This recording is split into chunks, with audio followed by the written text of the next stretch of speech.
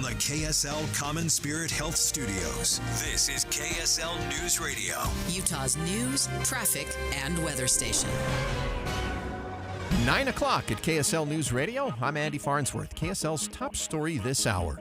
A fire in Kearns has halted traffic all morning. Looks like 5400 South still closed in both directions from 4500 to 4800 West. Firefighters are still on the scene. Benjamin Porter with the Unified Fire Department says fighting the fire was difficult when they first arrived. One challenge is it's a very icy scene. When we're pumping this much water and we're trying to get this fire out, the entire road, all the sidewalks, everything's really icy. The cause of the fire is unknown at this time. Police have also confirmed that an officer was hit by a car while navigating traffic during the fire. The Davis County Health Department is launching new air quality monitors to gain a clearer picture of the region's unique air challenges. Antelope Island State Park that houses part of the Great Salt Lake, and we've got some of the gas refineries and oil refineries, and we kind of sit down in that bowl. That was the Davis County Health Department spokesperson Trevor Warren. The new TELUS AirU monitors will offer more accurate real-time data for residents who access their air quality map on their website. Our top national story this hour from ABC News, the Senate confirmation hearing for President-elect Donald Trump's pick for Attorney General Pam Bondi is underway.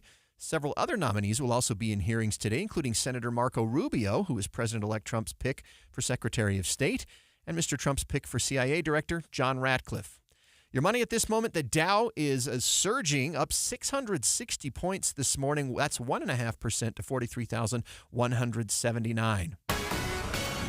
Coming up, we've got emergency traffic areas where freeways are being blocked by elk. We'll check traffic and weather coming up next. KSL News Time 9:02.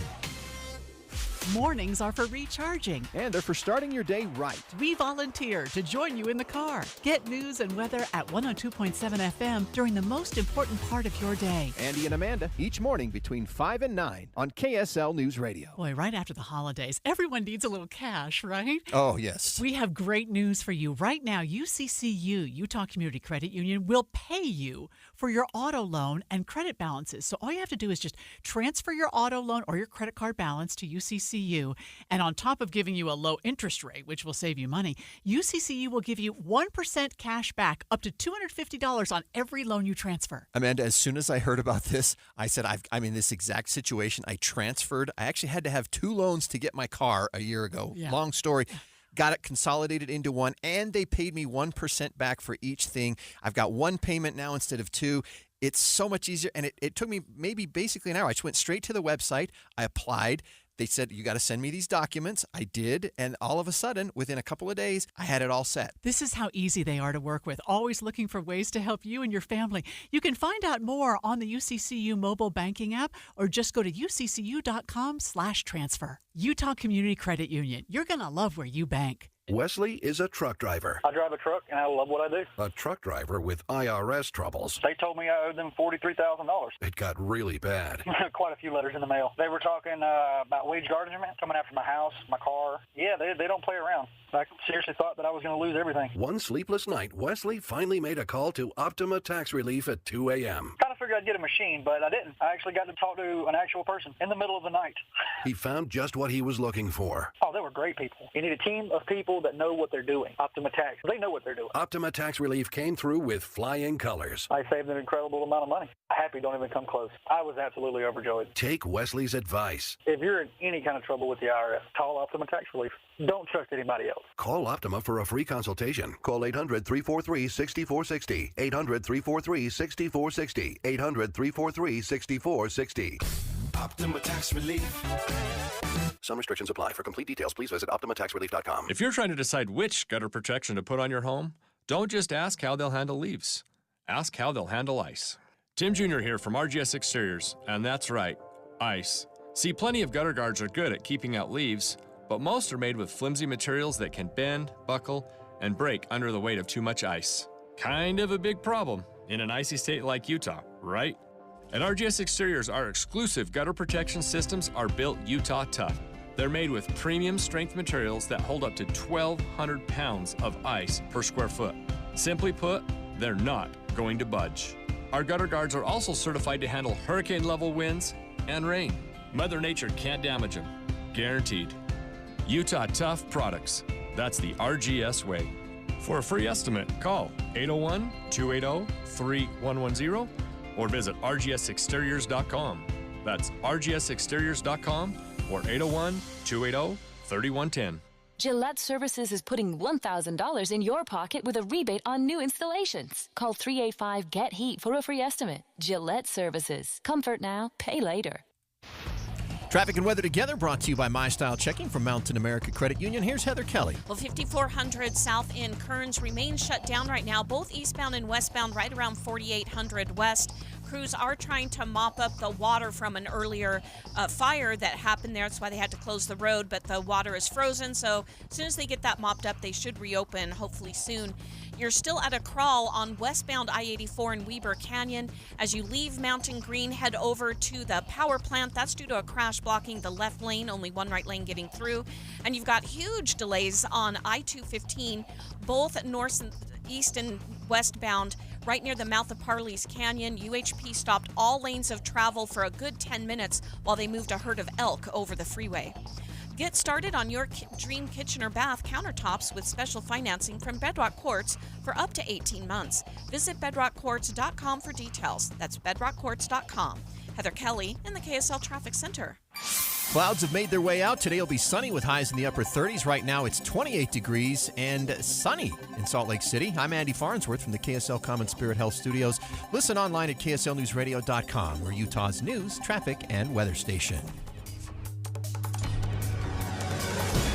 Dave and Dujanovic, your morning companions for talk, analysis, and key perspectives on Utah's biggest stories on KSL News Radio. Welcome into the show. Thanks for joining us. Dave Noriega and Debbie is off today. But no worries, because we've got Mara Carabello from the Tesoro Group. Mara, inside sources as well. Sometimes I say the Tesoro Group, and our listeners probably don't know what the Tesoro Group is. What do you do? I do public policy and public relations.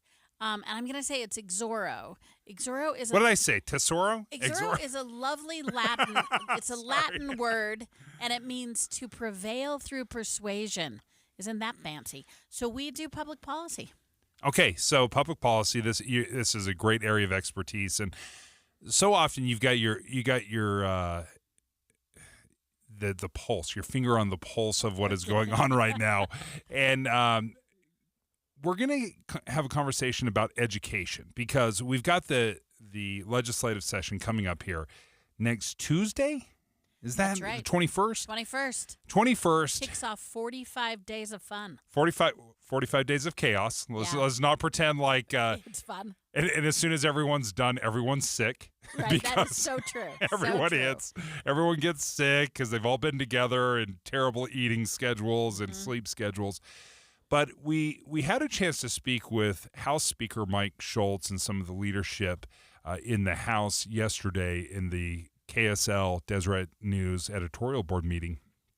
And there were a few things that really stood out to me. And Speaker Schultz talked a lot about education. And I think that will launch us into an interesting conversation about what the future of education here in Utah looks like.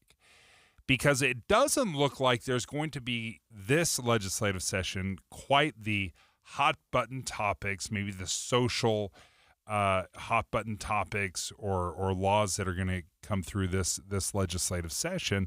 So we'll be able to look at something maybe a little less divisive. Yeah, I mean, I think that's spot on. It doesn't appear as though there'll be as many cultural issues. You see him outlining a focus, Dave, as you said, education, and really, like we're going to talk about in a minute, but like some nuances in education. Energy's coming up.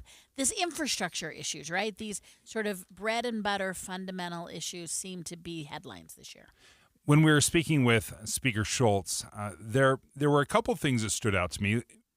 The first thing he talked about was the importance of CTE courses. Now, if you're wondering what a CTE course, it's one of those classes you can take in high school. So if your kid is a sophomore, a junior, or a senior, you can take a CTE course that is concurrent enrollment. So not only are you getting the education at high school for basically free, but you get college credit.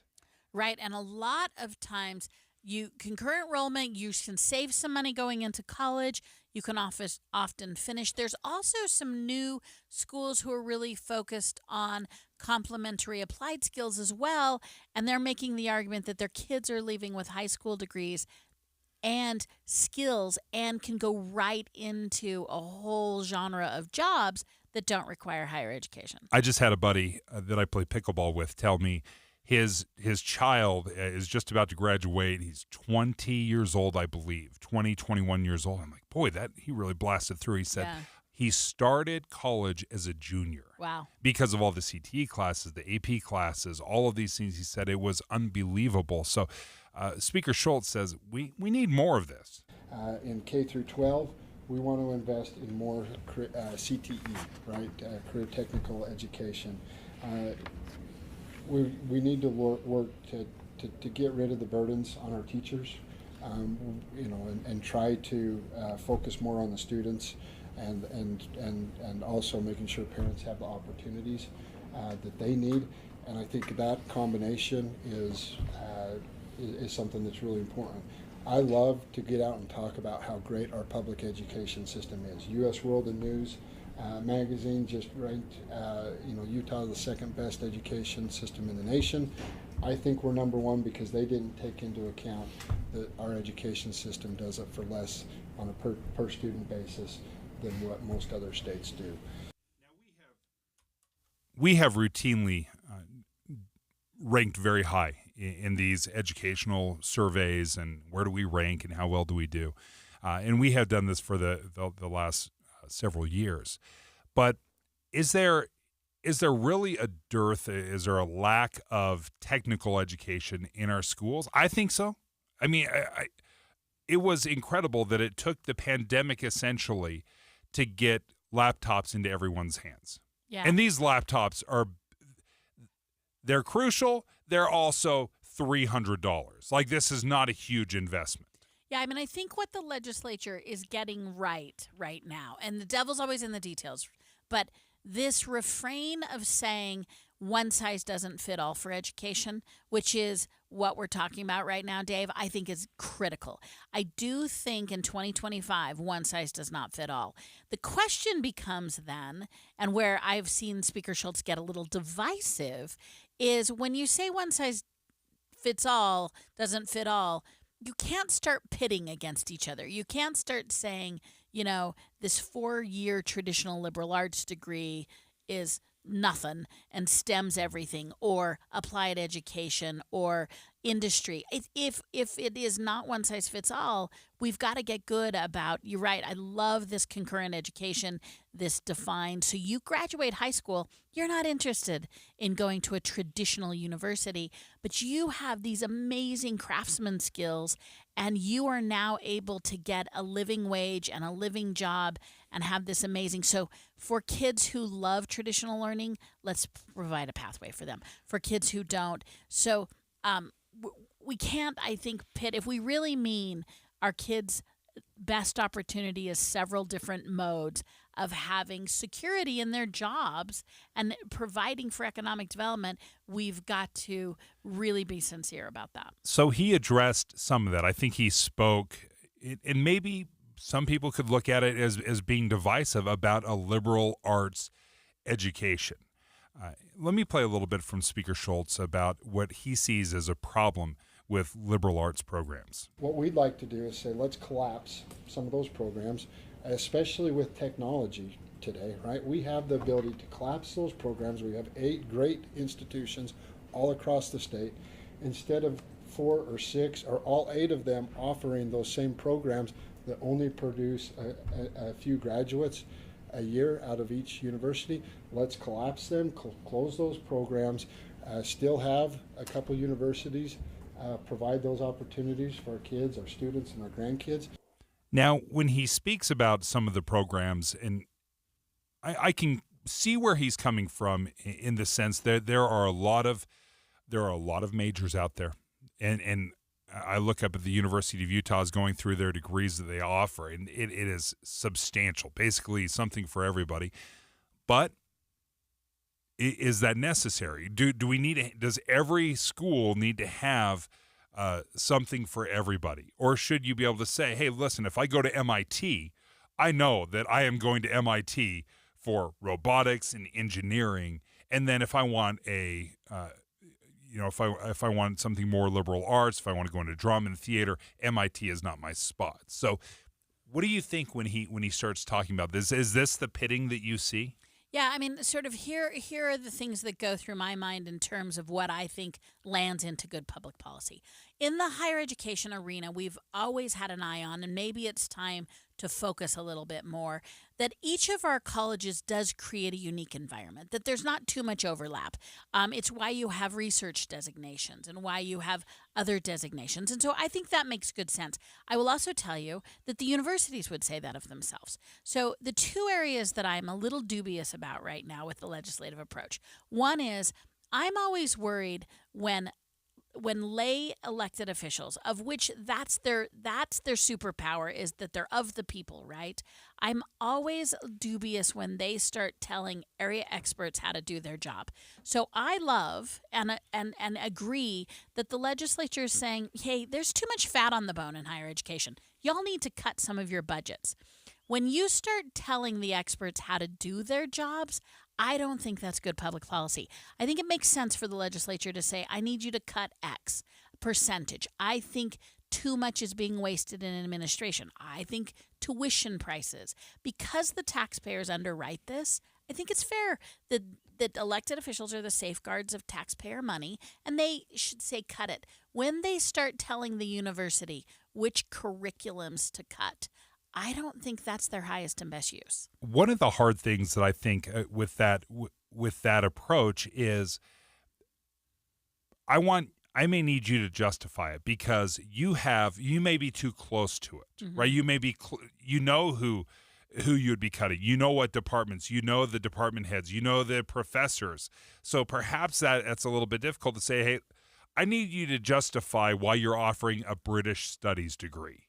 Right? What is the practical use and how much demand is there right now for a British studies degree? I'm going to jump in with both feet into the territory no one's going to defend but me. Okay. I have one useless degree, and I have arguably a marginally useful degree. So I am going to defend my political science degree. I will stand by my Bachelor of Science in Psychology. But and I have actively encouraged some of my, not all of my kids, but some of my kids to take on these useless degrees, I say with tongue in cheek. Yeah. I will tell you, I have owned a public policy firm for over 20 years. I have hired thousands of young people. And I have learned there's one thing I'm looking for when I hire college graduates. I am looking for their ability to critically think. And I will tell you that these underwater basket weaving classes often produce critical thinkers. So I will be a rare voice defending the underwater basket weaving. How so? Because these arts and sciences come up with question-based curriculum. Why do we do what we do? How do we do what we do? Have you thought about that? How do you wind through problems and move to a collective front? And so, yeah, you look at them. I am not disagreeing with the notion of it is time to review curriculum, and there are probably too many boutique things. And so don't read this as a zero or all. Right. But I think when people say that skills are transactionally based, you're moving to a Japanese model in which we're just teaching people to do skills. What we know of technology is that it changes. Yeah. And who is going to survive are people who problem solve, create, know how to make two disconnected things connect to each other. Thinking is what the opportunity of prescribed education does, whether that's done in an applied class that is a carpenter class, whether that's done in a, East Asian black and white arts study of typed papers of blah, blah. Thinking matters, and it will be who the economic generators are of the future. Well, to your point, I think years ago, I mean, not even that many years ago, probably even 5 or 6 years ago when we were going through, some some struggles, whether it's the pandemic. What was every boomer told? Every baby boomer told, learn to code, right? I mean, it was almost a little dig of, oh, you want to come to the 21st century, learn to code. Well, in the last couple of years, with what AI has done, coding has completely changed. Right. It has absolutely been a game changer. And you look 5 years into the future, do you need to know how to code? Probably not. Right. I mean, maybe there's a select few, but widespread coders may not be necessary. But boy, we sure sounded smart when we were telling people, hey, quit mining coal, learn to code. The creators of technology, the creators of math that has transcended our universe are creatives, right? And to say that there's no value. So now I'm unintentionally pitting those of us with right brains and those of us with left brains. We need everybody. But I am concerned about a public policy that says underwater basket weaving, which I will continue to use that because it's not a real course. Yeah. But like underwater basket weaving doesn't matter. As someone who has an underwater basket weaving skill and has used it to make a living, I'm going to argue that teaching kids how to think matters. I couldn't help but remember a movie that, in fact, my kids watch several times over their high school careers. They play Mr. Holland's Opus all the time in class. Like, hey, we're going to have a movie day today. Hey, Mr. Holland's Opus. But there was a really poignant scene. And what was happening is they had to scale back the school budget. And the principal is trying to figure out what classes stay and which ones go. And Mr. Holland was the orchestra teacher. Very popular. People loved him, right? And the principal had to make the tough decision to cut the orchestra, cut drum, cut theater. But listen to this exchange. And I think this is really an important discussion that we need to grapple with. I care about these kids just as much as you do. And if I'm forced to choose between Mozart and reading and writing and long division, I choose long division. Well, I guess you can cut the arts as much as you want, Gene. Sooner or later, these kids aren't going to have anything to read or write about. I thought that was such a powerful statement. So it's very easy to say, learn to code. Right. Focus on engineering. Focus on math, focus on long division, whatever it might be. We're not going to worry about the humanities. We don't need to know about Michelangelo and David. We don't need to know these things because we need to be able to break things down and really figure out the engineering side of things. And I think, to your point, if we do this, if we swing too far, then we're not going to have anything to read or write about. It's all of the above. Let experts make the choices about how to belt tighten, which I think is a really fair assertion from the legislature to say, hey, listen, what we know is starting this year, higher education enrollment will decline. We know that we will be feeling that decline in 2032 in the state of Utah. So it is fair to say to higher education, you're going to have declining enrollment, you're going to have declining revenues. Before it's a crisis, let's start belt tightening. That is such a good public policy measure. But to begin to judge and value curriculum, and also the assertion, I heard Speaker Schultz at one point say, you should be looking at jobs from a point of view of how much they could make when they graduate. Now, he was being deferential to the debt you have. But I say, how do you know what the careers of the future are? Fundamentally teach kids to think. One of the struggles I would have with that, though, is when you say let experts decide, the experts have decided. And classes have gotten fat. They've gotten expensive.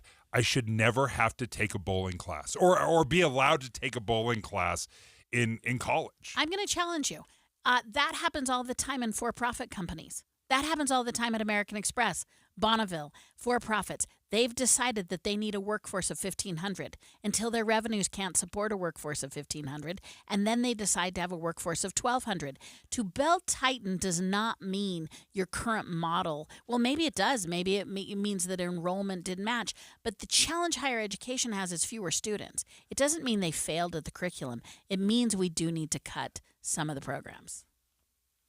The newest part of your morning and still so familiar. When you wake up and listen to a radio show, it's like you're a part of a family. You're listening in on people you know, and it's magnificent that Andy Farnsworth is sitting in the chair because he's someone we know. Utah's Morning News. Andy Farnsworth joins Amanda Dixon to bring you important news in the car. 5 to 9 on KSL News Radio.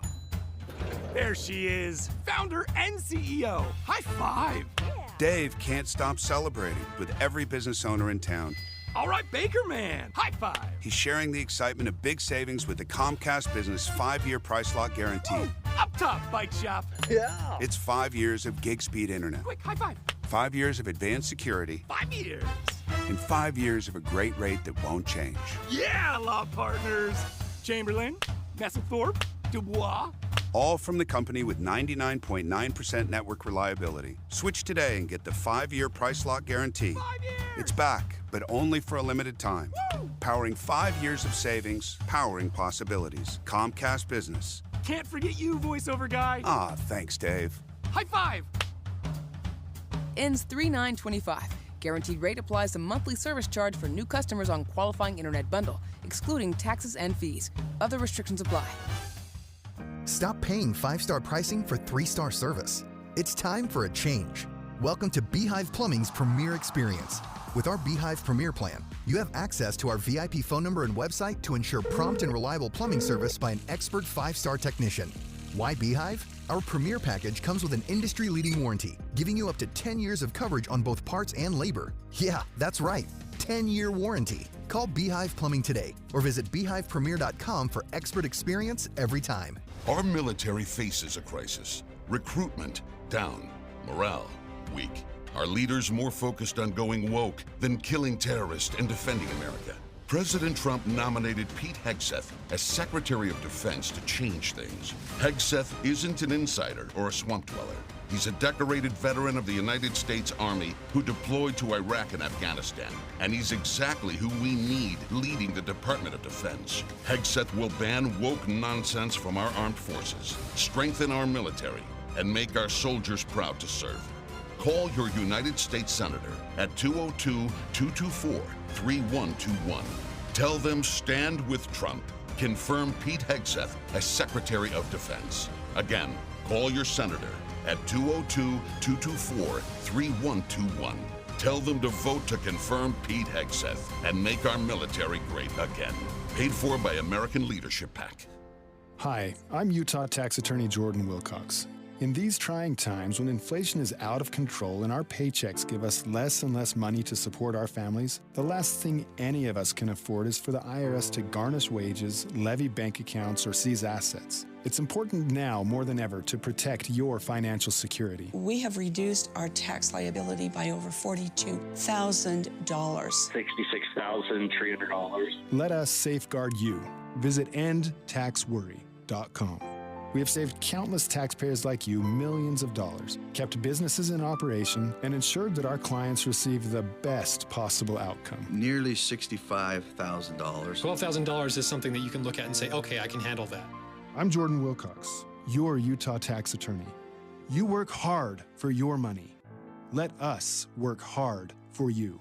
Visit endtaxworry.com. We're very grateful.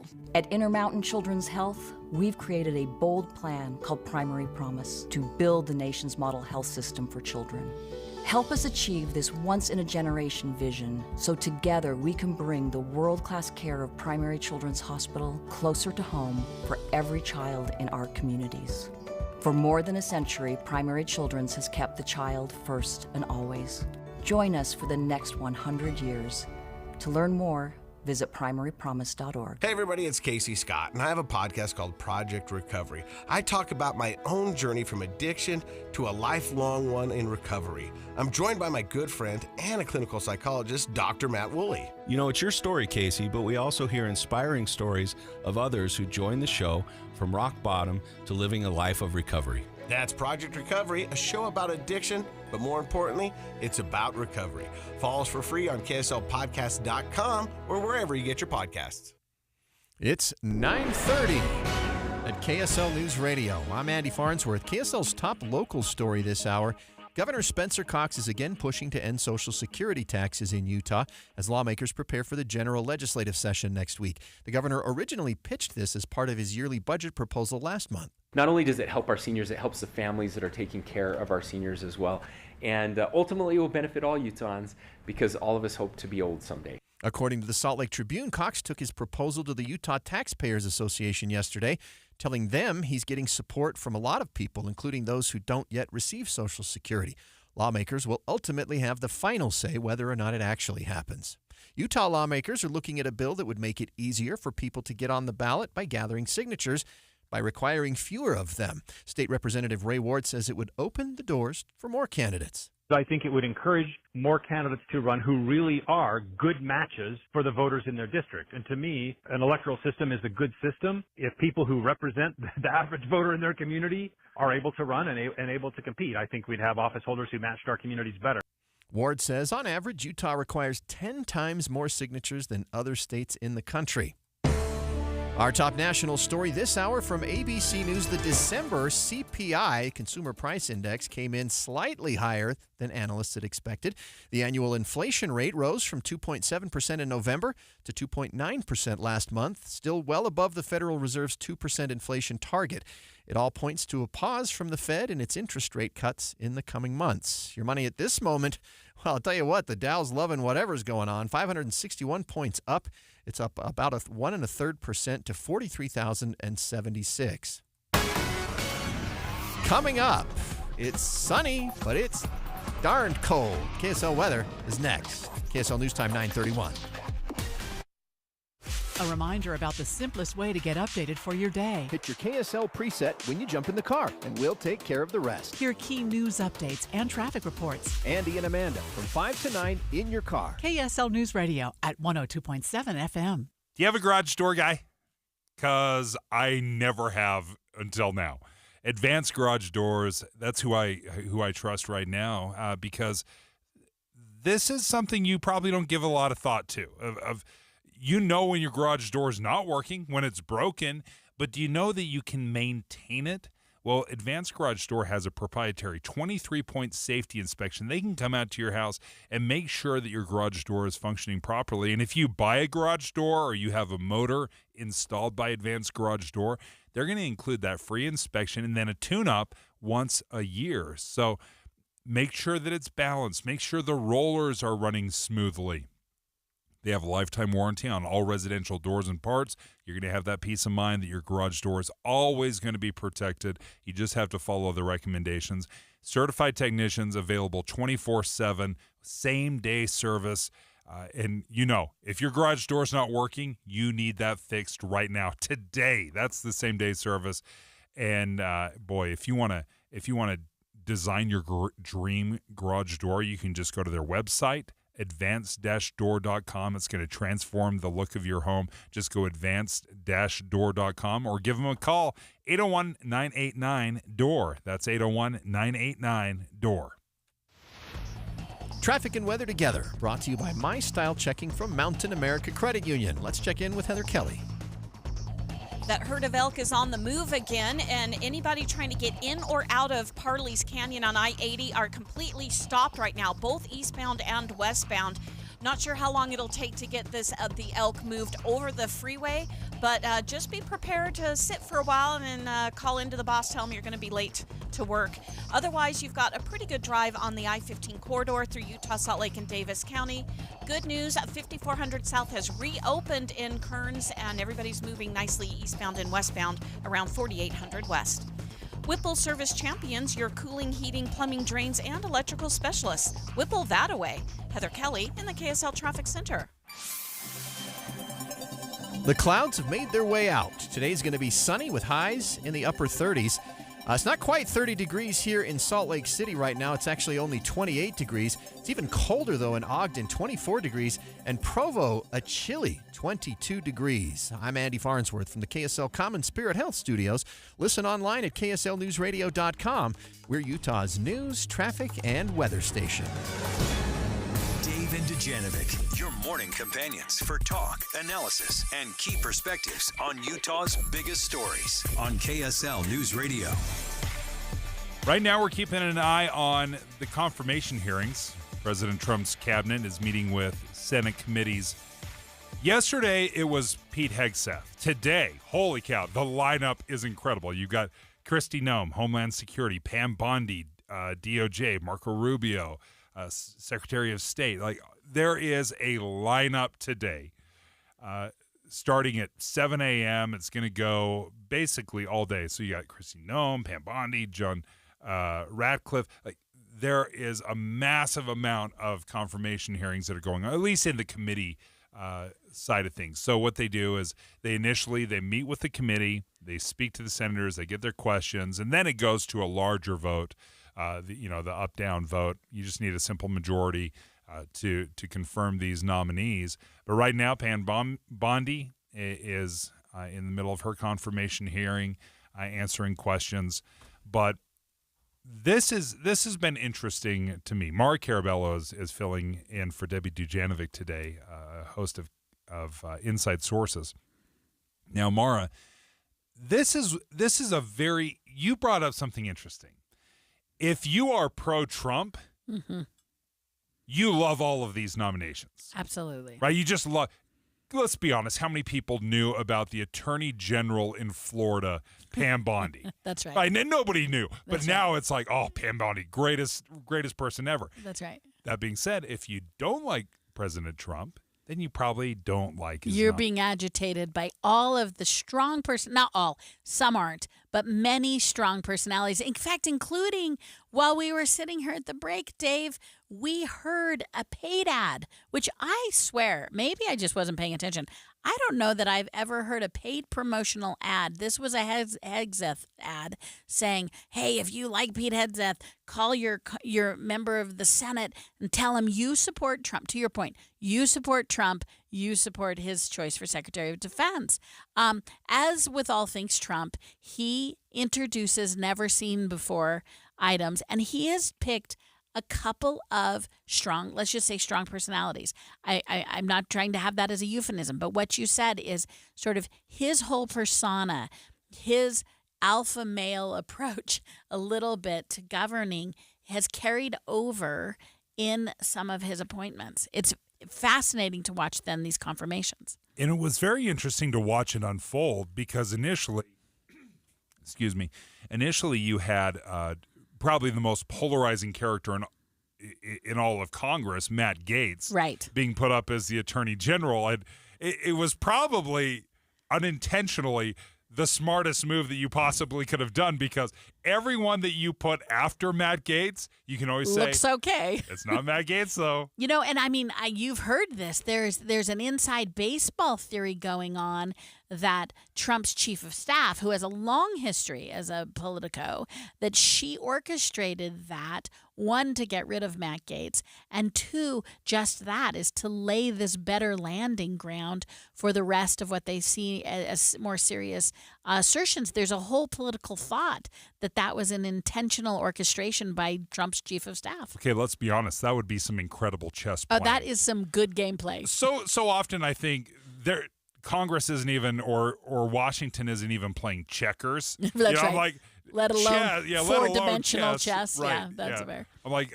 I think they're playing hopscotch, like from 1 Red to Rover. 2. Red Rover, yeah, send Hegseth right over.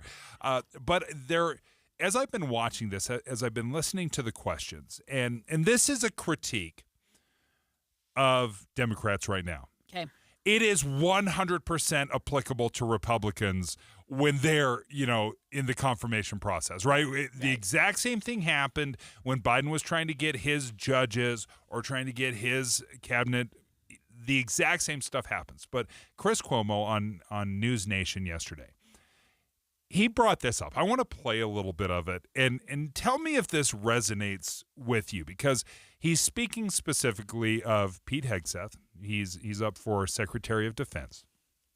Hegseth was not like this 4-star general or rear admiral, right? Somebody that he was a boots on the ground. Served in Afghanistan, Guantanamo Bay, I believe Iraq as well. But he was also a news host, right, for Fox News. So people have questioned, can you really run an $800 billion a year budget? So there's some really good questions, I think, out there for Pete Hegseth. And Chris Cuomo said, yeah, we basically didn't ask him any of the good questions. My opinion is we saw the enemy today at Pete Hegseth's Armed Services Committee hearing, and it's us. Not you, but the toxic game of division played by the people who we put in power. Let me ask you, what questions would you have for a potential Secretary of Defense? What are you going to do about China, Russia, terror, Pentagon size, drones? Or would your top concern be his marriage? Is your biggest fear that an army of trans folk are going to take over? Because those were the concerns that the most deliberative body in the world focused on today. So what did we learn about? We learned about Pete Hegseth's affairs, his extramarital affairs, that he may have been drunk at a party, and questioned about his stance on women in combat. Now, let me play a little bit from Senator Tim Kaine. This was one of those questions, I think, that Chris Cuomo was complaining about. I want to return to the incident that you referenced a minute ago that occurred in Monterey, California in October 2017. At that time, you were still married to your second wife, correct? I believe so. And you had just fathered a child by a woman who would later become your third wife, correct? Senator, I was falsely charged, fully investigated, and completely cleared. So you think you were completely cleared because you committed no crime. That's your definition of cleared? You had just fathered a child 2 months before by a woman that was not your wife. I assume that in each of your weddings, you've pledged to be faithful to your wife. You've taken an oath to do that, haven't you? Senator, as I've acknowledged to everyone in this committee, I'm not a perfect person, not claiming to be. But no, I just asked a simple question. You've taken an oath like you would take an oath to be Secretary of Defense in all of your weddings to be faithful to your wife. Is that correct? I have failed in things in my life, and thankfully I'm redeemed by my Lord and Savior, Jesus Christ. And as I listened to that, Mara, I couldn't help but cringe, saying, you went against your oath to your wife, so you're obviously going to go against your oath to America, to the country, to the Constitution. And I cringed over that. Yeah, and not only is the topic, I mean, we should talk more about appropriate topics, but more it's the dialogue, right? Aren't you cringing at how low the dialogue is? It's not a bigger temperament issue. It's a very specific gotcha.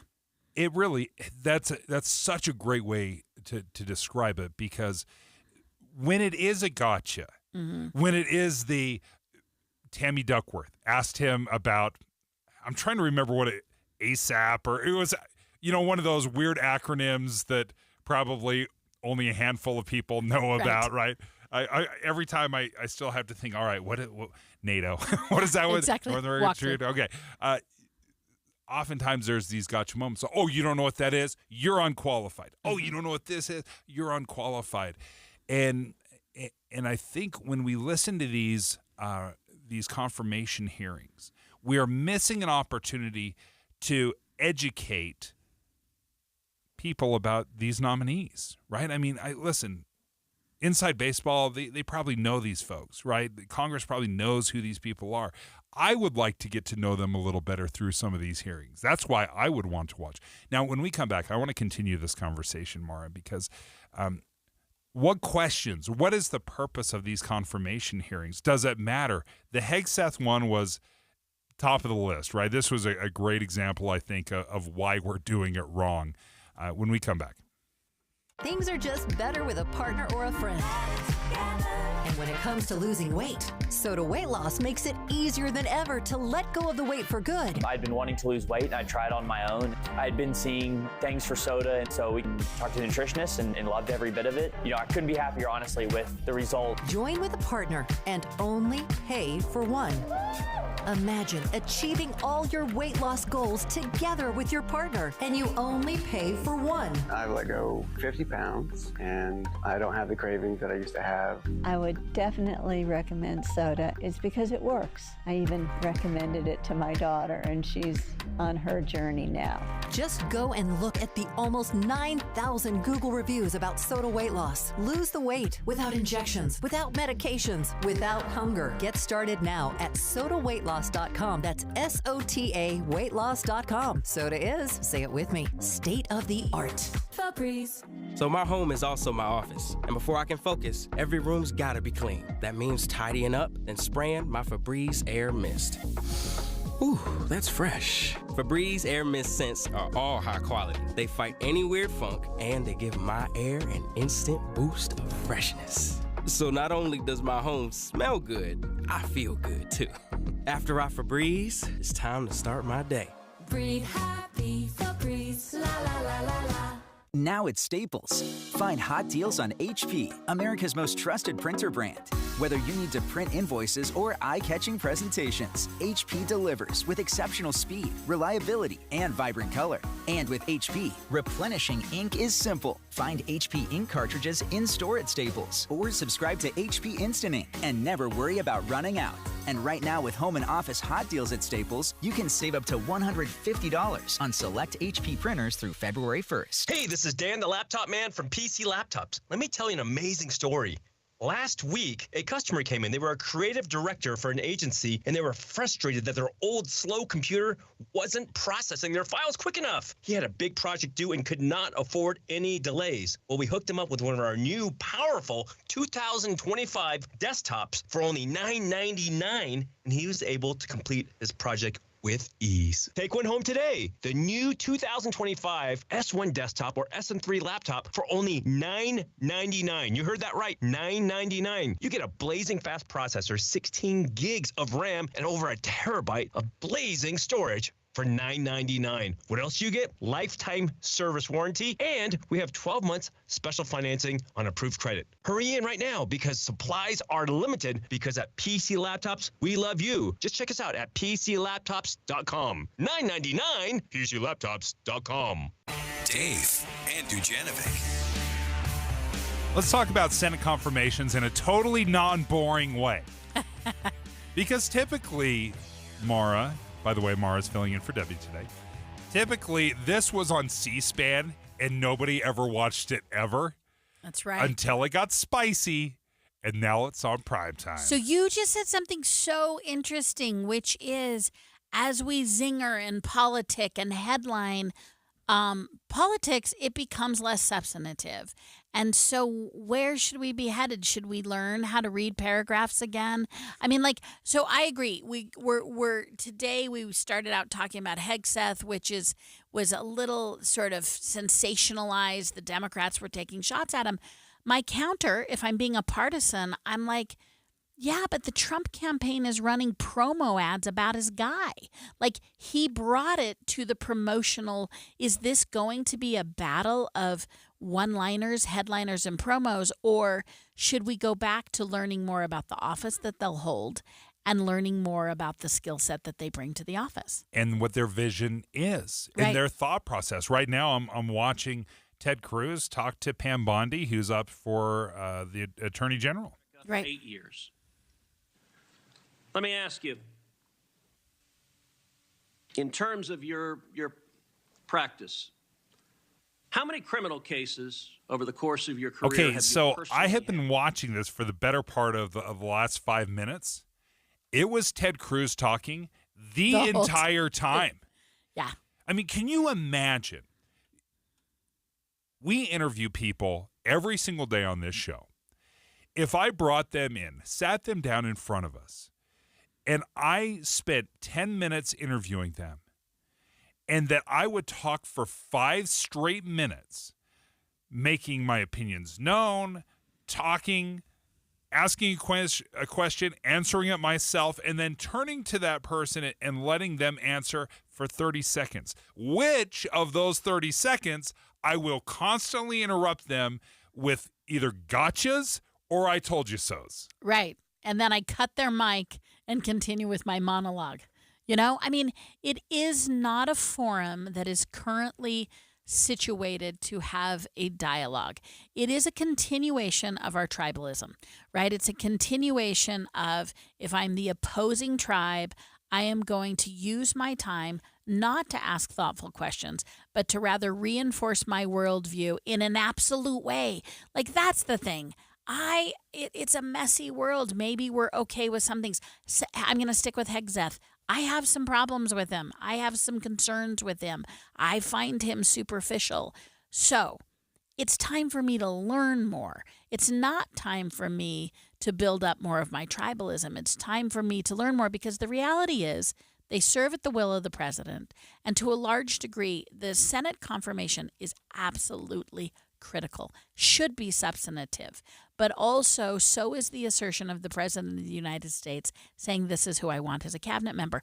And there's plenty of back and forth. If I were going to criticize the Biden administration, a much beloved cabinet member was Pete Buttigieg. He's such a good communicator. He was much beloved. He comes into this Senate confirmation, and having boots on the ground governing experience resulted in being the mayor of an 80,000 household city, which, granted, they are the home of Notre Dame, which makes them a better city. South Bend, Indiana. Nonetheless, go Notre Dame in the national championship. But it didn't make him necessarily qualified. But I don't know who should serve at the pleasure of the president.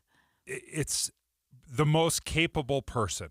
Like, ideally, that's what it would be. It would be the absolutely most qualified, capable person, even if we've never heard of this individual before in the history of ever, right? You just want someone that can do the job. And private business does this, right? We see CEOs being gobbled up and put into place. No one's ever heard of them before, but they're capable. But here's why governance isn't profit and private business.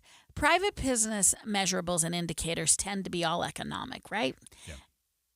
Doing the public will, setting a vision for the future, making public policy choices is not as simple as government. I have always rejected the notion that we should run government like we run corporations. I think the underlying assertion there is lean, and I agree with that. But we are choosing people who should have character. But that's a more complex discussion, right? I mean, what it means to have character, what it means to do the job. Dave, to your point, this is the only time we're going to see this back and forth. And to have set it up as 8 minutes of lecture and 2 minutes of interrupted answers, I want to hear more from the people who want the job. Even if I hate their answers, I want to hear them. Pete Hegseth is such a great example because, again, probably the most polarizing of the candidates that not named Matt Gaetz. Matt Gaetz was there for a hot minute before they're like, never mind, this was too polarizing, no chance. Yeah. But he's probably the most polarizing of the remaining candidates. But I would have loved to hear more in detail, not just an opening statement, that he was he served in the Army. He was boots on the ground, kind of guy. What does he call it? Like dust on the boots, I think is what he said. And I would love to know, okay, from your point of view, as people that are being deployed, generals are behind the lines. They're moving pieces, and from your point of view, what is it to be safe? What is it to be effective as a dust on the boots kind of guy? And how will you bring that experience to the department, to the Pentagon? Yeah, or I'll bring up a controversial issue, his treatment of women and his history. Okay, instead of asking, as we heard from an earlier clip about his marital status, ask about, given that this is his public reputation, how will he earn the trust and confidence of women who serve for him? That is an interesting character question. I don't care about his past marriages. I do care about, given that he has this reputation, deserved or undeserved, given that he has it, how will he overcome that? That, to me, is a relevant character question and tells me something about him, and it tells me something about him going forward in the role. You asked a 25-second question that was far better, far more interesting, and far more telling than any of the 8-minute diatribes that we've been getting right now in the Senate. And I think it undermines our trust in the Senate and the process. They're Republicans do the exact same thing. That's right. We're just watching it happen with the Democrats. So I'm going to give a shout out to who I think is doing this, at least appears right. Yesterday I read an article about our own state senator, John Curtis, who was bringing up some early questions that he has for Tulsi Gabbard when she comes up. She has not been up yet. I loved that I read a senator. He was not trash talking her. He wasn't saying he wouldn't confirm her. He was saying, I have some questions. Senators need to help us get to know these cabinet members better. Because at that point, to what you said earlier, I guess I hadn't really realized that. This is the last time we will ever have a fair back and forth in challenging. Everything else from here on out is press conferences held by them. Coming up next, a Utah lawmaker is pushing to reduce the number of signatures needed for someone to run in the office. How many signatures is the right amount of signatures to gather? At KSL News Radio, we have a 30-year legacy of honoring Utah teachers, but we can't do it without your help. Please tell us about an important teacher in your life on the KSL Teacher Tribute Wall, presented by Cypress Credit Union. Each month, one lucky teacher wins a $500 gift card from Cypress Credit Union, a $250 gift card to Harmon's, plus season tickets to Hale Center Theater. Say thanks to your teacher today at kslnewsradio.com/teacher from Cypress Credit Union and KSL News Radio.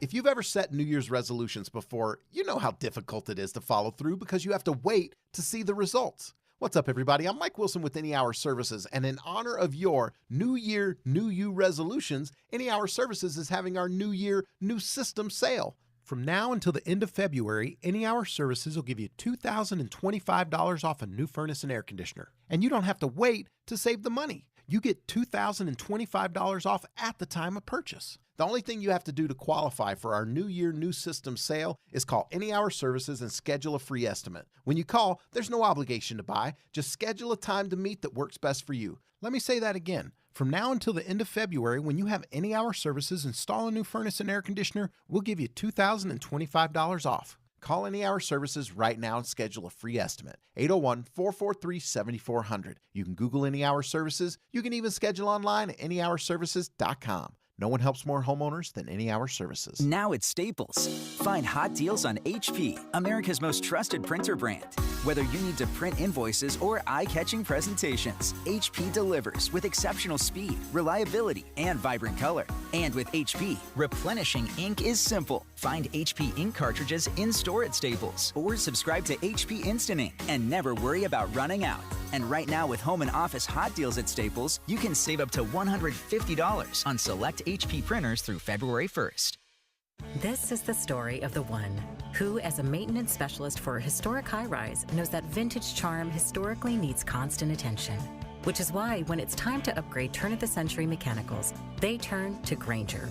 With easy access to 1 million+ products and the scale to deliver when and where you need them. The right tools and supplies are never far away. So the one can keep that vintage building running like new. Call, click Grainger.com, or just stop by. Grainger, for the ones who get it done.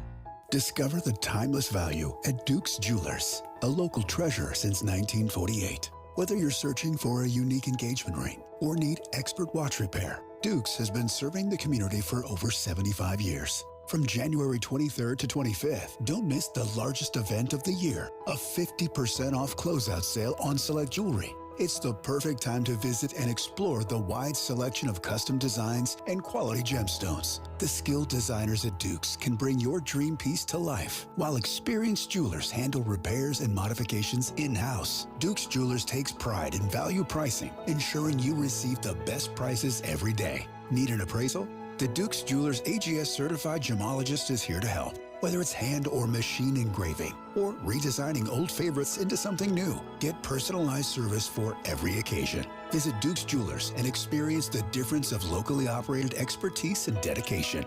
Duke's Jewelers in Springfield, Utah. Okay, I have to tell you, I was just looking on eBay where I go for all kinds of things I love, and there it was. That hologram trading card. One of the rarest, the last one I needed for my set. Shiny like the designer handbag of my dreams. One of a kind. eBay had it, and now everyone's asking, ooh, where'd you get your windshield wipers? eBay has all the parts that fit my car. No more annoying, just beautiful. Whatever you love, find it on eBay. eBay. Things people love. This is the story of the one who, as a maintenance specialist for a historic high-rise, knows that vintage charm historically needs constant attention. Which is why when it's time to upgrade turn-of-the-century mechanicals, they turn to Grainger. With easy access to 1 million+ products and the scale to deliver when and where you need them. The right tools and supplies are never far away. So the one can keep that vintage building running like new. Call, click Grainger.com, or just stop by. Grainger, for the ones who get it done. KSL FM Midvale. KSL Salt Lake City. From the KSL Common Spirit Health Studios, this is KSL News Radio. Utah's news, traffic, and weather station. It's 10 o'clock at KSL News Radio. I'm Andy Farnsworth. KSL's top story this hour is breaking news. CNN is reporting Hamas has agreed to a ceasefire deal and has delivered their response to mediators. Israeli leaders still need to agree to the terms. Israel's security cabinet and full cabinet will meet soon, and they need a simple majority to approve the deal. Also, brand new this morning, the Food and Drug Administration announced it's banning the use of red dye number 3 in both food and drugs. This dye has been controversial since scientists raised concerns over the chemical nearly 30 years ago, saying it could be linked to various cancers. The dye is used to create a bright cherry red color in both food and drinks. A Utah road could soon be named after President-elect Donald Trump. Garfield County Commission Chairman Leland Pollock has proposed renaming the Burr Trail Scenic Byway to the Donald J. Trump Presidential Burr Trail Highway. He spoke with the idea about the idea with KSL TV. This is just a sign of appreciation. This guy right here was good to Garfield County, and he was good to all of the western public lands counties. The County Commission will hear from the public on January 27th before voting on it. Your money at this moment, the Dow hugely in the positive, up 567 points to 43,085. Coming up, we got warmer temperatures, but more haze, unfortunately. KSL weather's next. KSL News Time 10:01. The sources where we get our news matters. When you listen to Utah's Morning News, we want you to feel the stories are important to you and trustworthy. This is Amanda Dixon. And I'm Andy Farnsworth. Join us weekday mornings on KSL News Radio. One of the things I love is talking about housing here in Utah because it's just so fascinating. It's so exciting. So Russell Fawcett joins us, owner of the Stern team of Omada Real Estate. Russell, thank you so much for joining us. And folks, if you want to learn your home's true value in just 30 seconds, go ahead and visit thesternteam.com to find out more. Russ, give us an idea. Let's say somebody is struggling with a lot of debt, whether it's credit cards or car loans.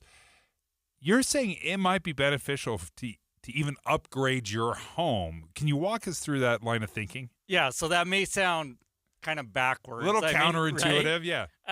But when you look at consumer debt, a lot of people, your cards right now, 7 to 8%. If you're carrying a lot of credit card debt, you're typically 18 to 20% on your credit cards.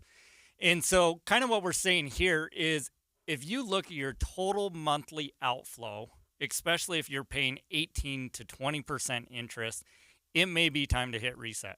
Like as opposed to continuing to really dig this hole of debt, tap into your asset, and we can actually look at it is you may be able to take the equity that you've gained because we've had good appreciation the last 5 years, take that equity, pay off your debt, go buy a new home, and actually lower your total monthly payment. So let's say I sell my home, I make $300,000 on it.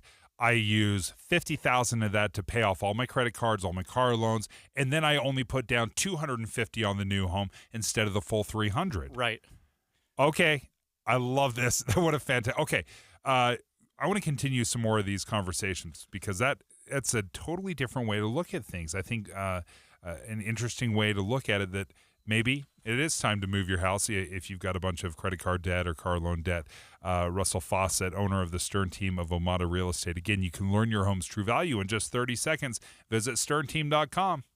Any Hour Services can help you make sure your furnace keeps you warm this winter. Whether you need a tune-up, a repair, or a second opinion about replacing it, Call Any Hour Services or visit anyhourservices.com. I know the holidays are barely over. They're in the rearview mirror, though, and it's time to look ahead at what is coming up. And Ruth's Chris Steakhouse wants you to remember that Valentine's Day is not that far off. And if you want to make sure that you impress that person that you love, it's time to make your reservations now at either location of Ruth's Chris Steakhouse. Talk about a romantic evening and getaway. Hotel Park City up there in the mountains, maybe a day of skiing and then dining with Ruth's Chris Steakhouse. And then, of course, downtown Salt Lake City. What a perfect evening for Valentine's Day. Catch a movie, catch a game, whatever it might be. And then at 275 Southwest Temple, dine at Ruth's Chris. The best meal you and your loved one will ever have is awaiting you at Ruth's Chris Steakhouse. The perfect steaks, the desserts, the side dishes, seafood, poultry, it's all there at Ruth's Chris Steakhouse. Traffic and weather together brought to you by My Style Checking from Mountain America Credit Union. Let's check in with Heather Kelly. Well, the crash in Weber County westbound I-84 is cleared, so you don't have any delays anymore coming from Mountain Green to the mouth of the canyon. Same story northbound I-15. We had a crash in Provo near the S-curves. That has been cleared, so no more slowing heading into Orem. And the elk, for the time being, have moved off, so you don't have any delays on I-80 eastbound or westbound trying to get in and out of Parley's Canyon. So right now, we've got good drive everywhere. Whipple Service Champions, your cooling, heating, plumbing, drains, and electrical specialist. Whipple that away. Heather Kelly in the KSL Traffic Center. Sunny and 39 today, but the haze will start to get thicker. A cold front coming Saturday that could help clean out the air right now. It is 28 degrees and sunny in Salt Lake. I'm Andy Farnsworth from the KSL Common Spirit Health Studios. Listen online at kslnewsradio.com. We're Utah's news, traffic, and weather station.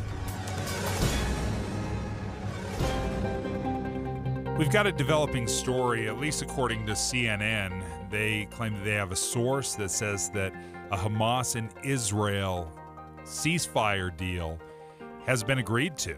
Now, this has been a rumor off and on for several months, where it seems like there's some progress being made, and then at the 11th hour, it all falls apart. So, at least according to CNN right now, they say that Hamas and Israel have agreed to a ceasefire deal that includes some hostage release. Right, and it looks like BBC a few hours ago and now Fox News. And we're starting to see some of the details in this agreement. For example, as you said, a huge component is going to be hostage release. The BBC is reporting that the first day 3 hostages would be released, and then Israel would need to show signs of withdrawal, and they're negotiating up to 33 hostages in the first phase. We don't yet know what the definition of a phase is, but it does look, as Secretary Anthony Blinken said yesterday, it does look like they are starting to outline the components of the ceasefire. We still have 7 Americans that are among the hostages, and there's nearly 100 remaining hostages. Let me play a little bit from CNN, who breaks down this deal.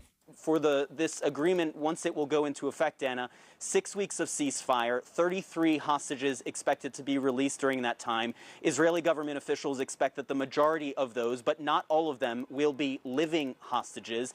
You will see hundreds of Palestinian prisoners, some of them who have been convicted of killing Israelis, released in exchange for those 33 hostages, and hundreds of trucks of humanitarian aid. I'm told as many as 600 trucks of humanitarian aid per day making it into the Gaza Strip, which we should note, over the course of the last 15 months, if there is one thing that we have learned, it is that no place in Gaza is safe.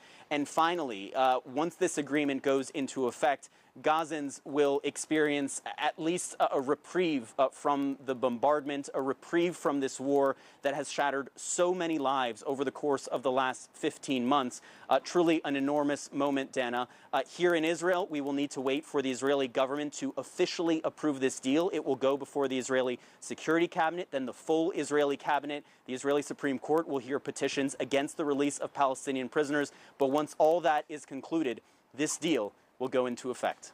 Now, this goes back to the October 7th attack in 2023, and when Hamas went in and killed thousands of Israelis at a music festival, took hundreds hostage, and there have been stages in negotiations where hostages have been released or they have been rescued over the last year, year and change.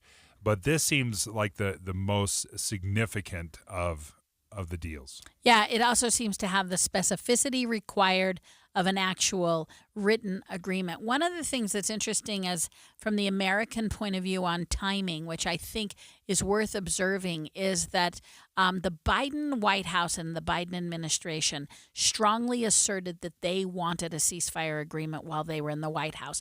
Interestingly enough, the incoming president, Trump, also indicated that he wanted a ceasefire agreement while Biden was in the White House. I've found that interesting that both sides, both sides, the Republicans and the Democrats who will be and are our president, wanted the ceasefire agreement to happen under the Biden watch. Part of what surprised me about this is not only did the Trump and the Biden administration want this to happen before the inauguration, before the 20th. This is what Donald Trump has been saying is if you elect me, this was the caveat.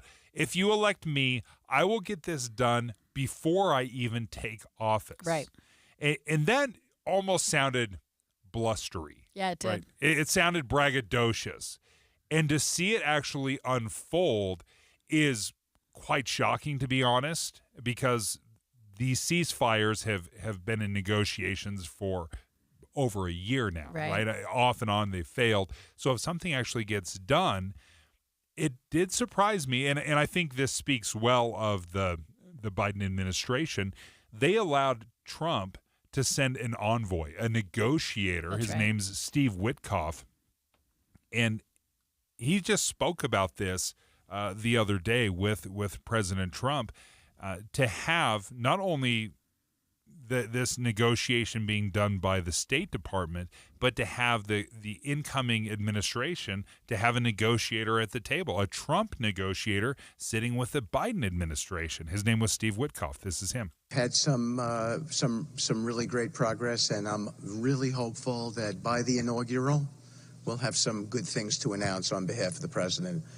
I actually believe that we're working in tandem in a really good way, but it's the president, his reputation, the things that he has said that are driving this negotiation, and so hopefully it'll all work out and we'll save some lives.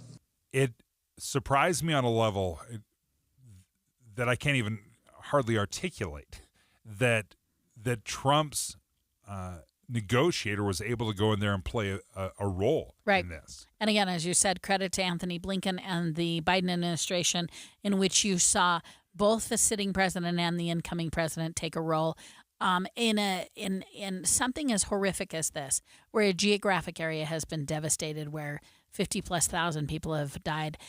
One, we should continue to watch the details for how does the ceasefire hold? How does the ceasefire become permanent?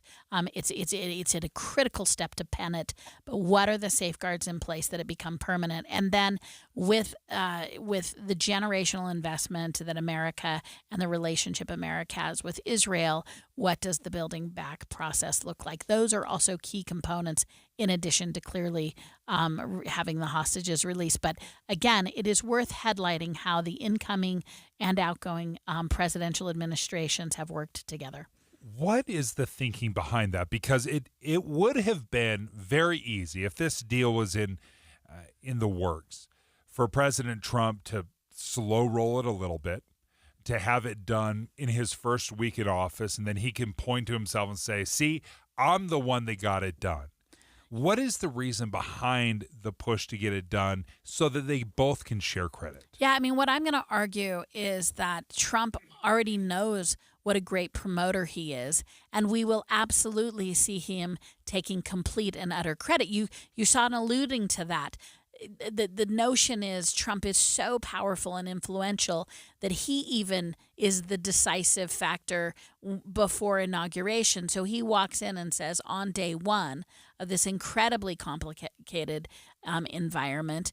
Also, it saves him from having the binds of being the president. I mean, it is complex negotiations. You're not only working with two countries, you're working with terrorist organizations, you're working with a half a dozen countries in addition to the EU. Let's not simplify what goes on in the Middle East. Let's not simplify the relationship between Israel and Palestine. So in some ways, he gets to sidestep the handcuff that is official representation and be this force, this energy force, which he often sells of himself, that he transcends these boundaries. So I think it's a smart political victory, interestingly enough, for the Biden administration. It won't be as loud because you never hear the guy walking out the door as loudly as you hear the guy leading the parade that's coming in. Yeah.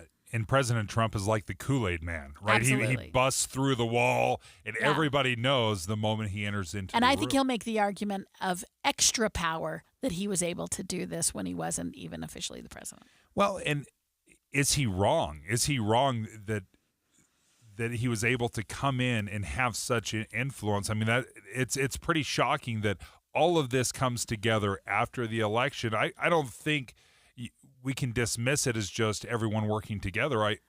Anyone who sells you that the singularity of something is about an individual is selling you a bunch of hooey. So, I mean, it is not an individual, and we can't even be so American-centric. We're a big player. We are the 100% of the defense industry for the Israeli government. We matter. Every but plane also that's in that sky is American plane. But to be that singularly American and then that singularly about an individual is to not read international relations. Yeah, but I look at this and I think it's going to be very interesting to watch this unfold because as we have been talking about the 100 remaining hostages, the 98 remaining hostages, they believe that maybe half of them are still alive. Right. What is this going to look like when the hope is truly gone from these Israeli families as they receive the bodies in just the most horrific conditions, right? They're going to be in the most horrific conditions. What is that reaction going to be? You know, I mean, an eye for an eye has really been played out, though, right? I mean, there are 47,000 plus Palestinians who have also lost their lives through a terrorist Hamas action. And so it'll be an interesting thing about whether a ceasefire, again, has the foothold to get over, rightly so, this eye for an eye reaction that is going to happen when we begin to peel back the devastation. The initial ceasefire is expected to be 6 to 7 weeks, and this is where they're going to release hostages and release bodies kind of throughout this 6 or 7 week. And then the hope is that if everyone agrees and everyone plays nice, then you will be able to have a more long-lasting. But the other angle that is going to be a tough pill to swallow is where you're releasing hundreds of Palestinian prisoners, as you heard from that report from CNN, prisoners that have been killing or have been accused or even convicted of murdering Israelis, and they're going to be sent back to Gaza. Right. Like again, you want to talk about tough pills to swallow. It's easy to celebrate the ceasefire because of what is going on. The destruction, the humanitarian effort is absolutely awful and abysmal. But at the same time, we can't forget the dead bodies that are going to be arriving, the hostages that are going to be in absolutely terrible shape. The CIA director says they've been living in hellish conditions. And then you're releasing murderers. Right, but then, Dave, what about the women, the children, the families who are also dying of starvation, who don't have houses? I mean, they have a citizen population that, as with all wars, the citizen population has been ravaged by this war. So it's this interesting paradigm you set up in which how much do you continue to structure the balance of power and resources to the battling factions, and how much do you start to turn humanitarian aid? I mean, we have rightly so criticized the region for not allowing humanitarian aid in at the level. The big hope I look for in the ceasefire is, will resources, food, fuel, and clothing and basic human survival. Will the ceasefire allow resources to come into the region for everyone? And it does sound like as soon as this ceasefire deal is completed, that there will be hundreds of humanitarian aid trucks that will enter into the Gaza area. Now, if you're just joining us, breaking news, Hamas and Israel have agreed to a ceasefire hostage deal, according to CNN. We're seeing various reports from the BBC that are talking about this, but the claim from CNN is that the deal is done, that the ceasefire has been negotiated. Let me play a little bit of the breakdown of this ceasefire deal. For this agreement, once it will go into effect, Anna, 6 weeks of ceasefire, 33 hostages expected to be released during that time. Israeli government officials expect that the majority of those, but not all of them, will be living hostages.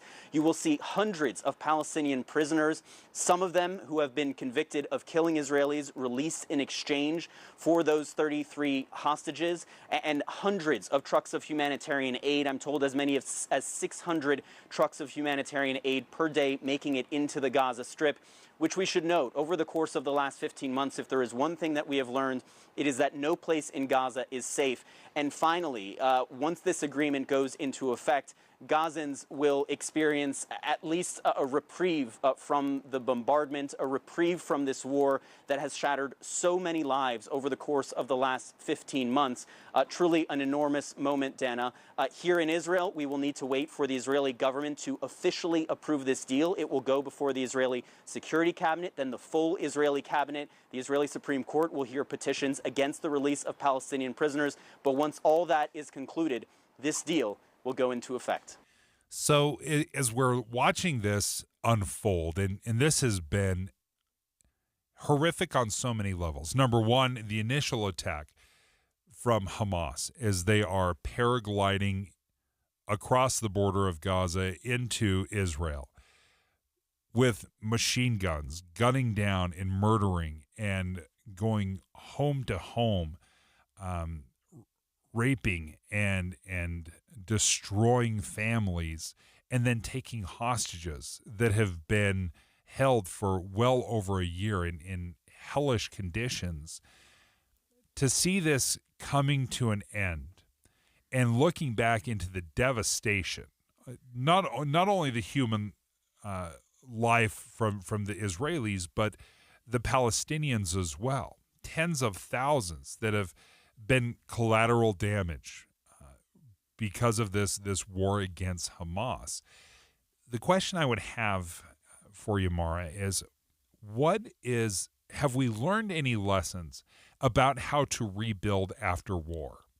Because we're going to have to answer this question once the Russia-Ukrainian war ends. We're going to have to figure out, okay, so how do we rebuild? How do we invest? Because we will send hundreds of billions of dollars to fight the war. But then when we have to rebuild, or when we have to help people put their lives back together, then all of a sudden the money dries up. That's for sure. And I mean, this gets times to 50 when you talk about this particular geographic area.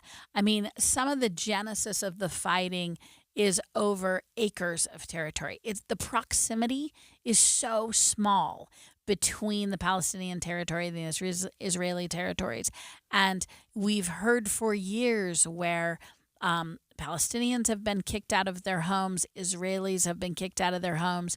So I think, Dave, in addition to just the resource issue, I think the politics of geography are so unique in this war that how will we even build back? Plus, you've got all of this historical framework around it. And as you said, this happens in natural disasters in America. We're there for the 10 minutes of sandbagging and then the rebuilding painful process and the outrageously expensive process of putting infrastructure back together. It'll be an interesting question about who steps up and how they step up. And are you going to be political about your investment? Are you going to only invest? I mean, how do you invest in the Palestinian rebuilding? How do you invest in the Israeli rebuilding? The other thing that is going to be a through line, if if, and we hope the ceasefire holds beyond the 6 weeks, if it holds, the other thing, remember, that has been an active through line here is that Benjamin Netanyahu does not necessarily have the political support of his political organizations or his leaders. So you're also going to be looking at the politics of maybe being kicked out as Netanyahu, and how does that factor into this rebuilding?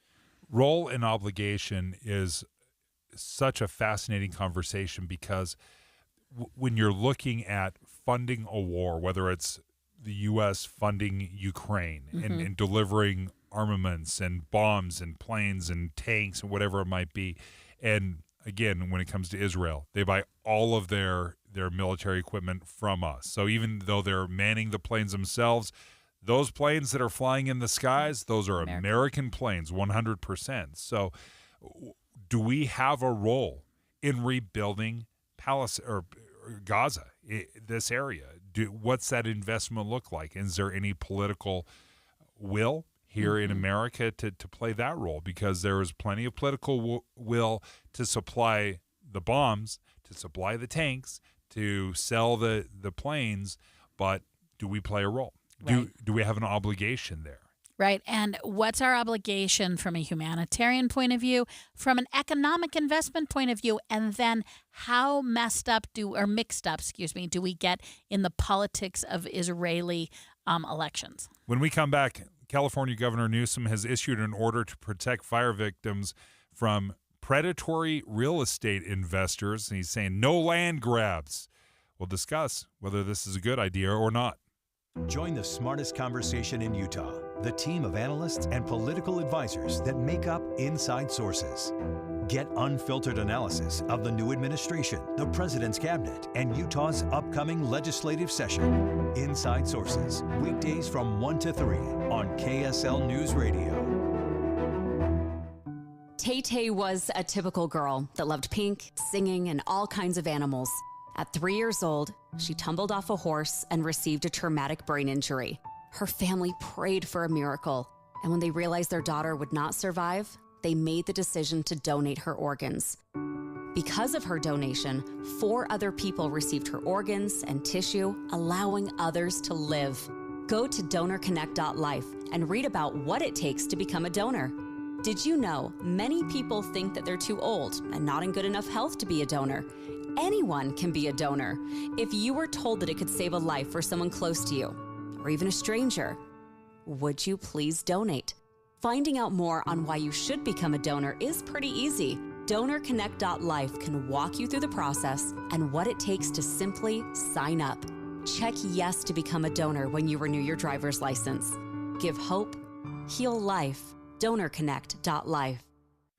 Have you ever thought if there's a way, if you're struggling with credit card debt or car loans, that your home can be your way out? And maybe selling your home, even upgrading your home, is that a way out? Joining us right now from the Stern team of Omada Real Estate is Russell Fawcett. And Russ, I think a lot of people that are struggling to pay for these credit cards or they're just wallowing in debt right now. You brought this up. You said, you know what? Think back to the short sales when we had kind of the real estate crisis. How can selling your home get you out of that? Yeah, so going back to, 2011, 2010, I negotiated a lot of short sales. I actually worked with a law firm negotiating short sales. And what I found is the difference between most people keeping their home and losing their home was about $800. And so, as we essentially, a lot of people have fallen in love with their 3% interest rate, but they overextended. And so rather than end up delinquent on credit card payments, delinquent on car loans, wrecking your credit and making it hard essentially to live, live for the future, tap into that equity. And, again, everyone's situation is different. I want to be sensitive to that. But if you are struggling, do not essentially let your whole life fall apart when you could essentially use the asset that you have to lock in really your payments for the next 30 years and press that reset key. Well, and oftentimes when you're looking at your monthly budget, it can be absolutely overwhelming and big changes. They can be very scary to have to sell that home, but it may be your best way out in meeting with a real estate advisor, a financial advisor to walk through some of your options. Seems like a great idea. So if you're interested in learning more about your home and maybe your home's worth, make sure you check out thesternteam.com. You can learn your home's true value in just 30 seconds at thesternteam.com. Okay, I have to tell you, I was just looking on eBay where I go for all kinds of things I love, and there it was. That hologram trading card. One of the rarest. The last one I needed for my set. Shiny like the designer handbag of my dreams. One of a kind. eBay had it, and now everyone's asking, ooh, where'd you get your windshield wipers? eBay has all the parts that fit my car. No more annoying. Just beautiful. Whatever you love, find it on eBay. eBay. Things people love. William is one of millions of Americans who uses GoodRx to save on the cost of their prescriptions. My oldest daughter, Camilla, 2 days old, she had to have open heart surgery. All of a sudden, she's on 5 different medications. It adds up at the end of the month. Me and the pharmacist got so tight. She said, GoodRx save you a lot of money. Saving that extra $200-300 a month. We're able to do all these extra activities, so it puts less stress on our household, and it puts less stress on our pockets. Download the free app or visit GoodRx.com and start saving today. GoodRx user compensated for their time. GoodRx is not insurance, but can be used instead of insurance. It's 10:30 at KSL News Radio. I'm Andy Farnsworth. KSL's top national story this hour. We continue to follow breaking news out of the Middle East right now, where multiple sources report Hamas has agreed to a temporary ceasefire with Israel. CNN's Jeremy Diamond is in Jerusalem. This is an earth-shattering moment, 15-plus months in the making since Hamas's October 7th attack. We now have an agreement between Israel and Hamas for potentially the longest ceasefire that we have seen in this war to date. A 6-week ceasefire is expected to take effect once this agreement is actually signed on the dotted line and moves towards the implementation phase of this, which I'm told could come as early as this weekend. As part of the deal, several dozen Israeli hostages will be released, and potentially hundreds of Palestinian prisoners will be released. Trucks carrying aid will also be allowed into Gaza daily if the deal is signed. Also happening right now, President-elect Donald Trump's nominee for Attorney General Pam Bondi is being questioned in the Senate Judiciary Committee. Utah Senator Mike Lee is among those asking the questions. As Attorney General, how will you prevent the weaponization of the Department of Justice against Americans? Going after parents at a school board meeting has got to stop. For practicing your religion, sending informants into Catholic churches must stop. Other nominees in hearings today include Senator Marco Rubio, who's President-elect Trump's pick for Secretary of State, and John Ratcliffe is the nominee for CIA Director. Your money at this moment, the stocks have been great today. They're up 616 points, which is almost 1.5% to 43,135. Coming up, we've got a warming trend, but also haze. KSL weather and traffic coming up next. KSL News Time 10:32. Mornings are for recharging. And they're for starting your day right. We volunteer to join you in the car. Get news and weather at 102.7 FM during the most important part of your day. Andy and Amanda, each morning between 5 and 9 on KSL News Radio. You love great companies. So I'm going to talk about a couple companies that you've been able to trust and you've known for a very long time. Start off with Master Electrical Service. They've been around since 1954. Then you got Mountain Air. They installed my furnace years ago, and it just hummed along beautifully. Well, Master Electrical and Mountain Air, they joined forces. They came together, and now that's this great company that you can trust, Mountain Home Services. Mountain Home Services brings all of this expertise from these two great companies together. So you've got your electrical needs taken care of. If you need an EV charger, a generator, recessed lighting, they can do all of that stuff. They bring that. Also, HVAC, heating and air, your plumbing. When you have one company that can handle so many of these things, you're not having to bring someone into your home and say, oh, I've got to call a company for this, and I got to call a company. I don't want to have to call 9 different companies to take care of some of my home services. So with Mountain Home Services, it's one phone call. It comes with an upfront pricing guarantee, so anyone that has been bitten by the the bid bug, let's call it that, the bid bug, where they come out, they give you this amazing bid, and then when they actually do the job, it is far more expensive. Not with Mountain Home Services. There's an upfront pricing guarantee, no hidden fees. Make sure you reach out. MountainHomeservices.com is the website, mountainhomeservices.com, or give them a call, 801-543-2222. That's 801-543-2222. Getting help with electrical repairs is easier than you think. All you have to do is call Any Hour Services or schedule an appointment at anyhourservices.com. No one helps more homeowners than Any Hour Services. Traffic and weather together, brought to you by My Style Checking from Mountain America Credit Union. Here's Heather Kelly. Well, things are looking pretty good if you're on the I-15 corridor throughout Utah, Salt Lake, Davis, and Weber counties in all directions. You also have a good commute on the 201 freeway coming out of Tooele County, going through Magna over to I-15. But if you're trying to get to the 201 freeway, Bangerter Highway still has some congestion left over from the commute earlier on, and sometimes that's typical this time of the day as well. Lagoon is hiring full-time, year-round ride maintenance technicians and electricians with journeyman or apprentice-level experience. Apply online at lagoonpark.com/jobs. Must be 18 years of age or older to apply. Heather Kelly in the KSL Traffic Center. A high today of 39 degrees. That'll feel pretty warm once we can finally get above temperature freezing. 42 tomorrow and 43 on Friday, but the haze will also get a little thicker each day. Right now it's 30 degrees in Salt Lake, 28 degrees in Ogden, 27 degrees in Provo, and 28 out in Tooele. I'm Andy Farnsworth from the KSL Common Spirit Health Studios. Listen online at kslnewsradio.com. We are Utah's news, traffic, and weather station.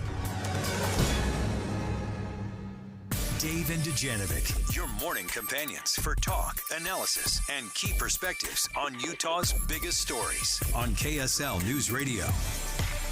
Let's talk about the California wildfires. Southern California bracing for more winds. More winds from, they're called the Santa Ana winds. Extremely critical fire conditions right now, today through tomorrow. And we have seen massive devastation, obviously, in the LA area. About 40,000 acres have been burned. 25 people have lost their lives.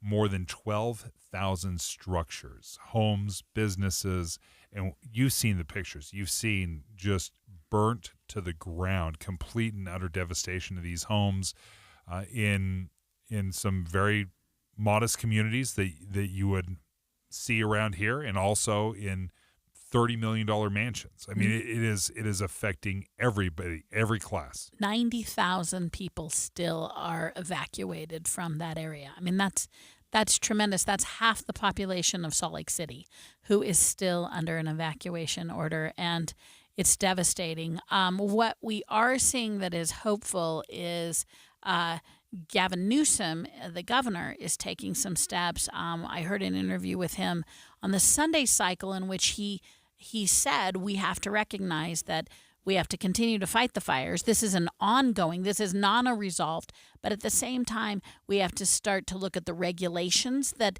the state has in rebuilding, already start to tackle those.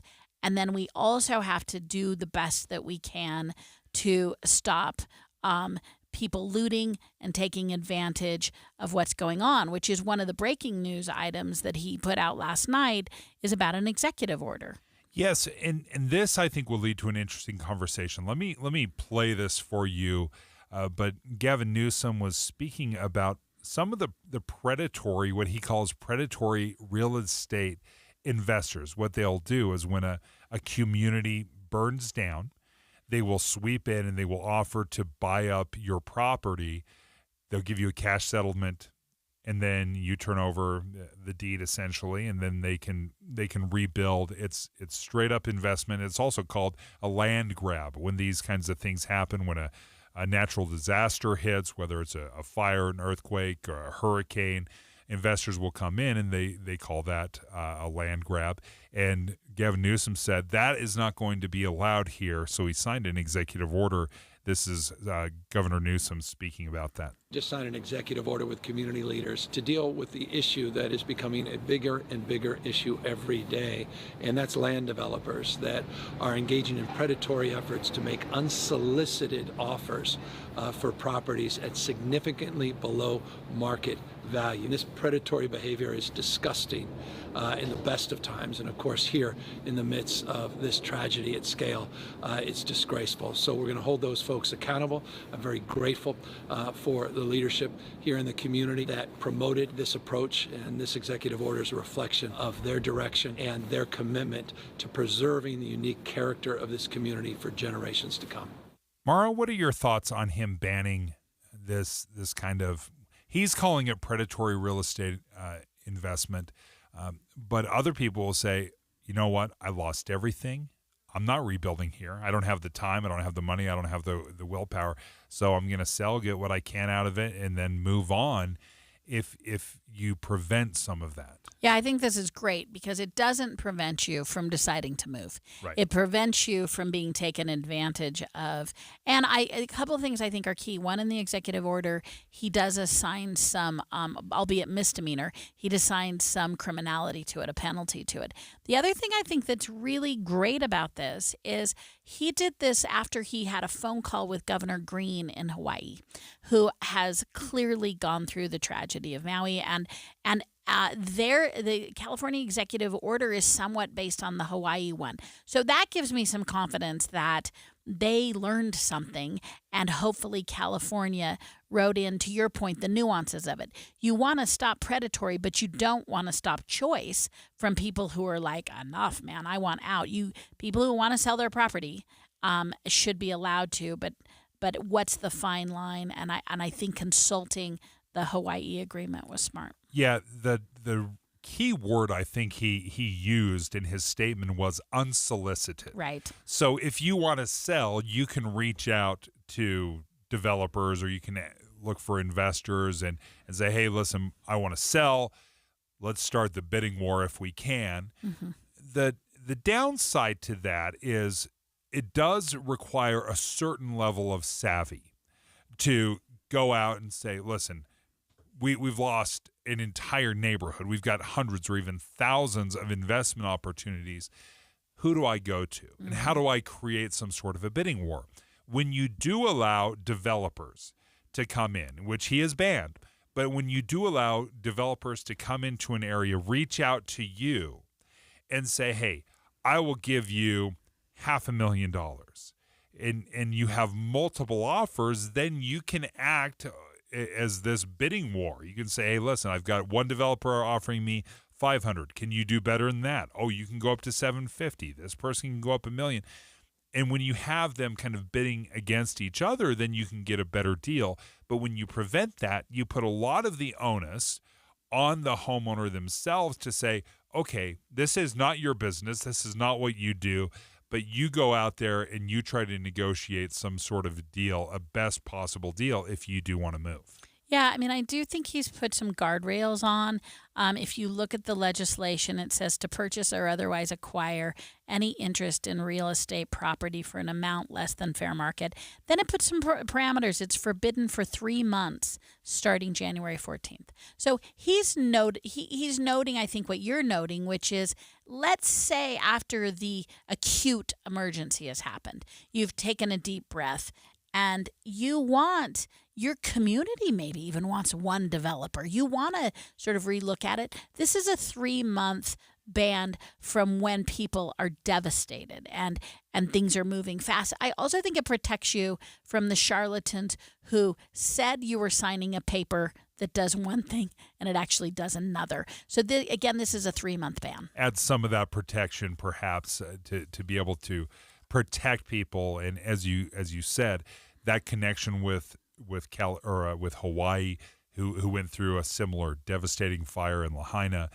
I do wonder what that quote unquote fair market is going to look like, because what a fair market was 2 weeks ago is completely different than what it is now, when you've got to rebuild thousands, tens of, over 10,000 structures that have been destroyed. what your definition of fair market is and what a developer's is may be completely different. Mm-hmm. The other thing that they need to focus on, which he is focusing on, are the price of goods and services to rebuild, and price gouging, which is a slightly different issue. I remember my dad lives in Denver. He got devastated by a hailstorm. To fix his car, the first appointment was 18 months later.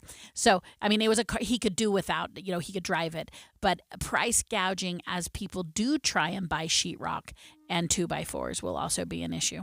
I found a steal of a deal on a home.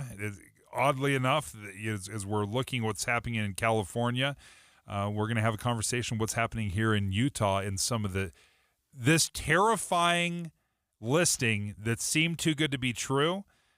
We're going to talk with an expert that says what to look out for if you see a deal that is too good to be true. If you're ready to buy a home or sell a home and you're worried about the current real estate market because of what you've heard from some of your friends or family, well, we're here to tell you that you really shouldn't be worried, because now is a great time to buy and sell with our friends at the Stern Team, powered by Almada Real Estate. And here's why. Buyers have more options due to increased inventory, which gives them the power to negotiate for repairs, interest rate buy-downs, and closing cost assistance. While at the same time, sellers are still getting top dollar for their homes, with home values that are higher today than ever before.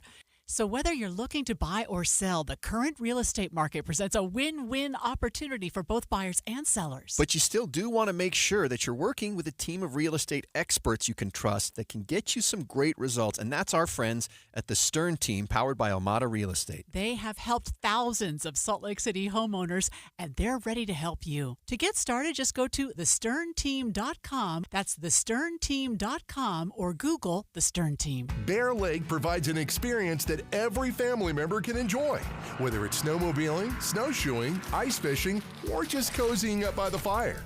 Bear Lake in the winter is a great escape with your family. Dive into 3 of the most beautiful cross-country and snowshoeing trails in Utah. Play on 350 miles of backcountry snowmobile trails, or try your hand at ice fishing. Bear Lake is where memories are made and joy is shared. Visit bearlake.org and make your vacation plans today. And don't forget, the monster is coming, and it wants you and your family. And that's great news, really, because it's time for the Bear Lake Monster Winterfest, January 24th and 25th. Winterfest is all about an incredible celebration of winter and all the fun it brings. Cisco Disco, Monster Plunge, Monster 5K, the Chili Cook-Off, Trails Day, and a cardboard boat regatta. Bear Lake awaits. Visit BearLakeMonsterWinterfest.com for pre-registration times and locations. Dave and Dujanovic. Priced Out Housing. Special coverage with Dave and Dujanovic. I saw this fascinating thing. My wife and I are looking, like not looking hard, but looking a little bit at an investment property and various, just some sort of investment property, nothing specific. So occasionally we'll jump online, we'll look around and just see if there's something that catches our interest. And I saw one that was too good to be true is an understatement.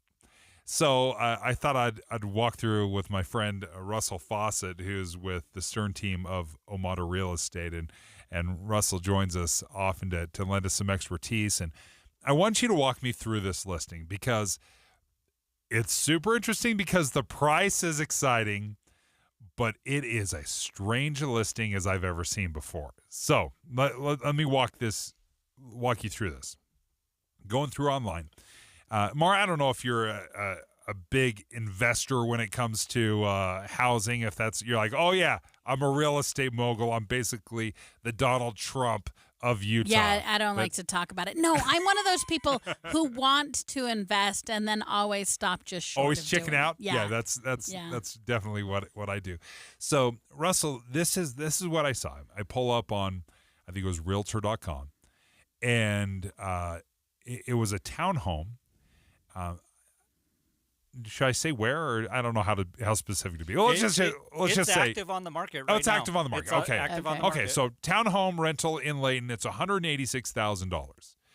$186,000. I think it's 1,700 square feet, something like that. So I mean, it's a smoking deal, right? It's an incredible deal. This is where it gets a little bit weird. So we pull up the description. No pictures of the inside. Like, absolutely not one single picture on the inside. And so I start pulling up the descriptions, and I start looking into it a little bit more, and they're like, don't expect any pictures either. You don't ask for them. They're not available. So then my mind just starts racing, Russell. So, okay, so walk me through a little bit of this. Like, the price seems amazing. Yeah. So with this listing specifically, so I was able to pull it up and give credit, to Wasatch Group Real Estate. The first thing when you said that price or a situation like this, my first response was it's like buying this home at an auction, right? Where you can't see the inside, you're buying it sight unseen. I hadn't thought about that. That is what you do at the auction. Yeah. You roll in and you're like, do you like it? You gotta pay cash. You need to have good funds ready to go, right? So that's what came to my mind. And as I did research on this listing specifically, it is actually an REO. It's a bank-owned property. Okay. And the strategy behind this one, looking at it a little bit more, is they are running it through auction.com. So they say if you want any more information, you have to go to auction.com. Auction.com has the opening bid at $175,000, and the auction on this goes from the 19th through the 21st. So essentially, you have 3 days to go and bid on this property, and on there it said the estimated value is $400,000. But to go back a little bit of what we were talking about before, if you look at the history on this property, when it sold for less than $200,000. And so as a bank, they're just trying to recoup what money they had loaned out on it. And so this is a perfect example of, if someone maybe had talked to someone a little bit sooner, they might have been able to cash in on some of the equity that this home has. So ultimately, it'll sell for much more than what it's listed for.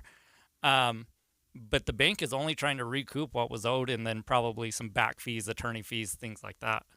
So explain to me why the no pictures, because when you say no pictures, I'm thinking meth house. Yep. Like that's where my mind goes. Where I'm I like, went as well. So according to so yes, that is typically where all of our minds go. Like, it is not worthy of pictures. This one actually says that it's still occupied, and so well, mine was occupied when I sold mine too. I still gave you pictures. You see somebody's couch then. Right. So speculation on that, though, is there probably, so this is complete speculation. I'm going to give my disclaimer. I haven't talked to anybody about this or anything. My guess is it's occupied by a tenant that has certain rights of, quiet enjoyment to the property. Okay. And so they're trying not to disturb whatever occupancy status they have right now with the person that's there. But still, if they're not allowing showings, they're not allowing pictures. Even on the auction website, it says if you buy this, you'll have to work with anyone that's currently occupying the property. So this one's definitely be ready to pay cash, and who knows what comes next. So if you're Dave and I, though, Russell, is this in the area of red flag, or is this a pink flag?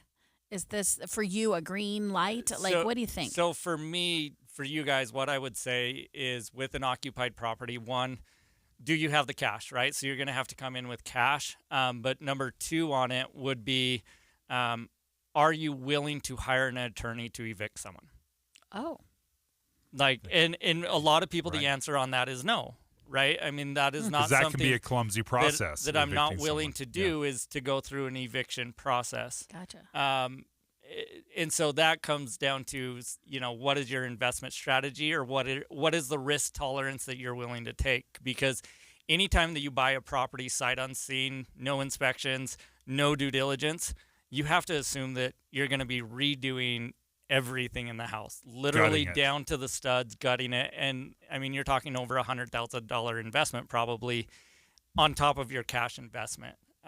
So yes, as far as the consumer goes, red flags, right? Yeah. No pictures on, no showings. Those would be like, I would say those are red flags. The reddest of red flags. Yeah. Right. I mean, you're buying sight unseen, and there's a reason why there's not any pictures, and there's a reason why there's not showings.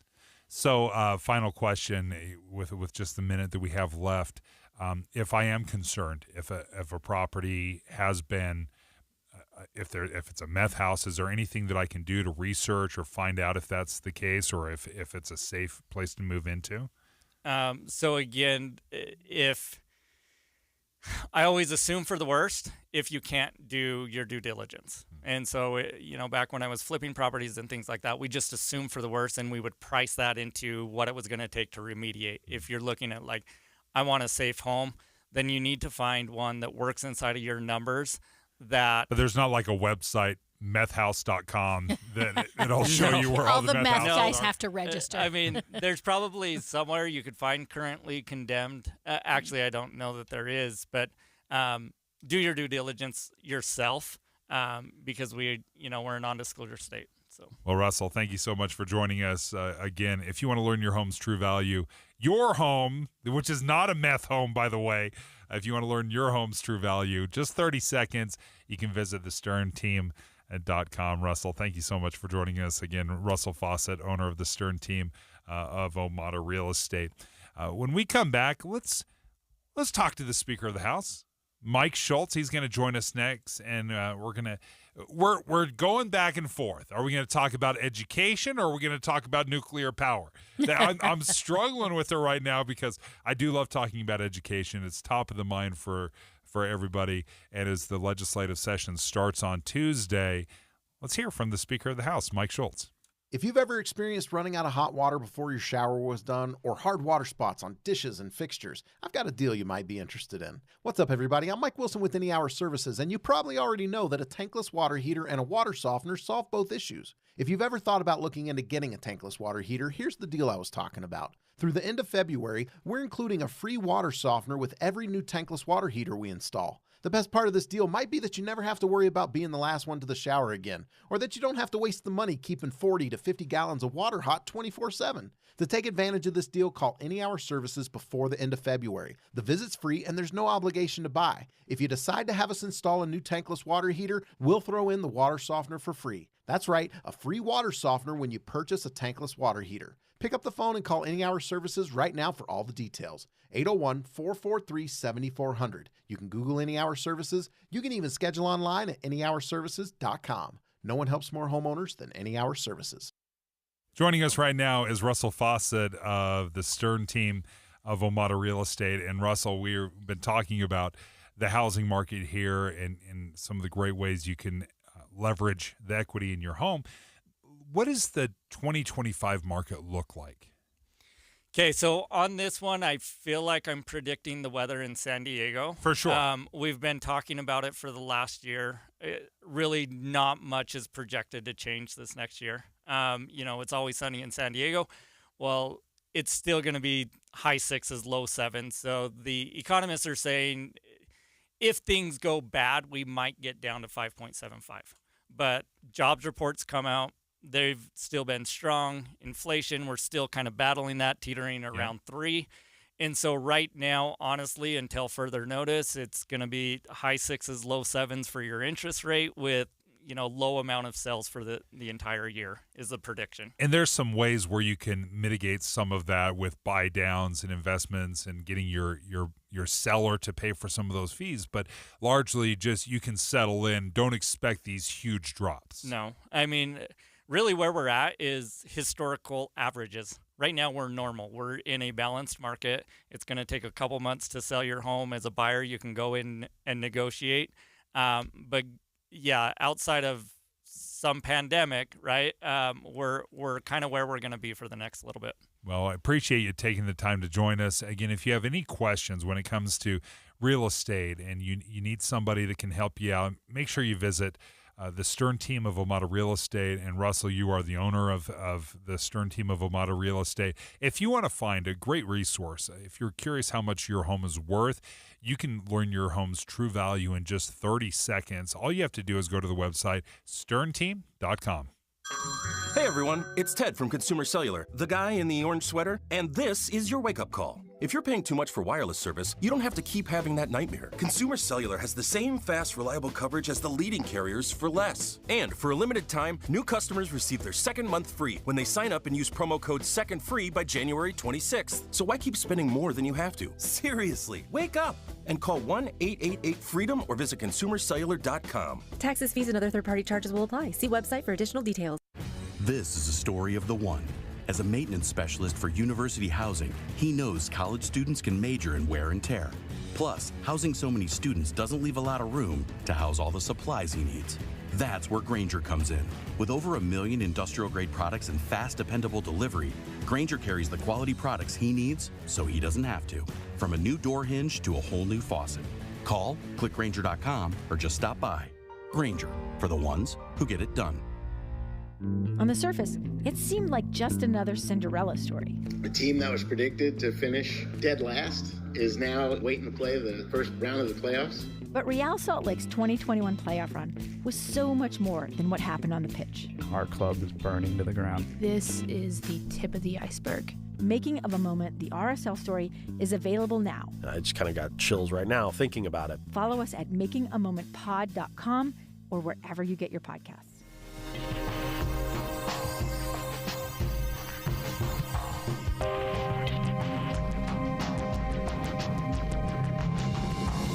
KSL FM Midvale. KSL Salt Lake City. From the KSL Common Spirit Health Studios, this is KSL News Radio. Utah's news, traffic, and weather station.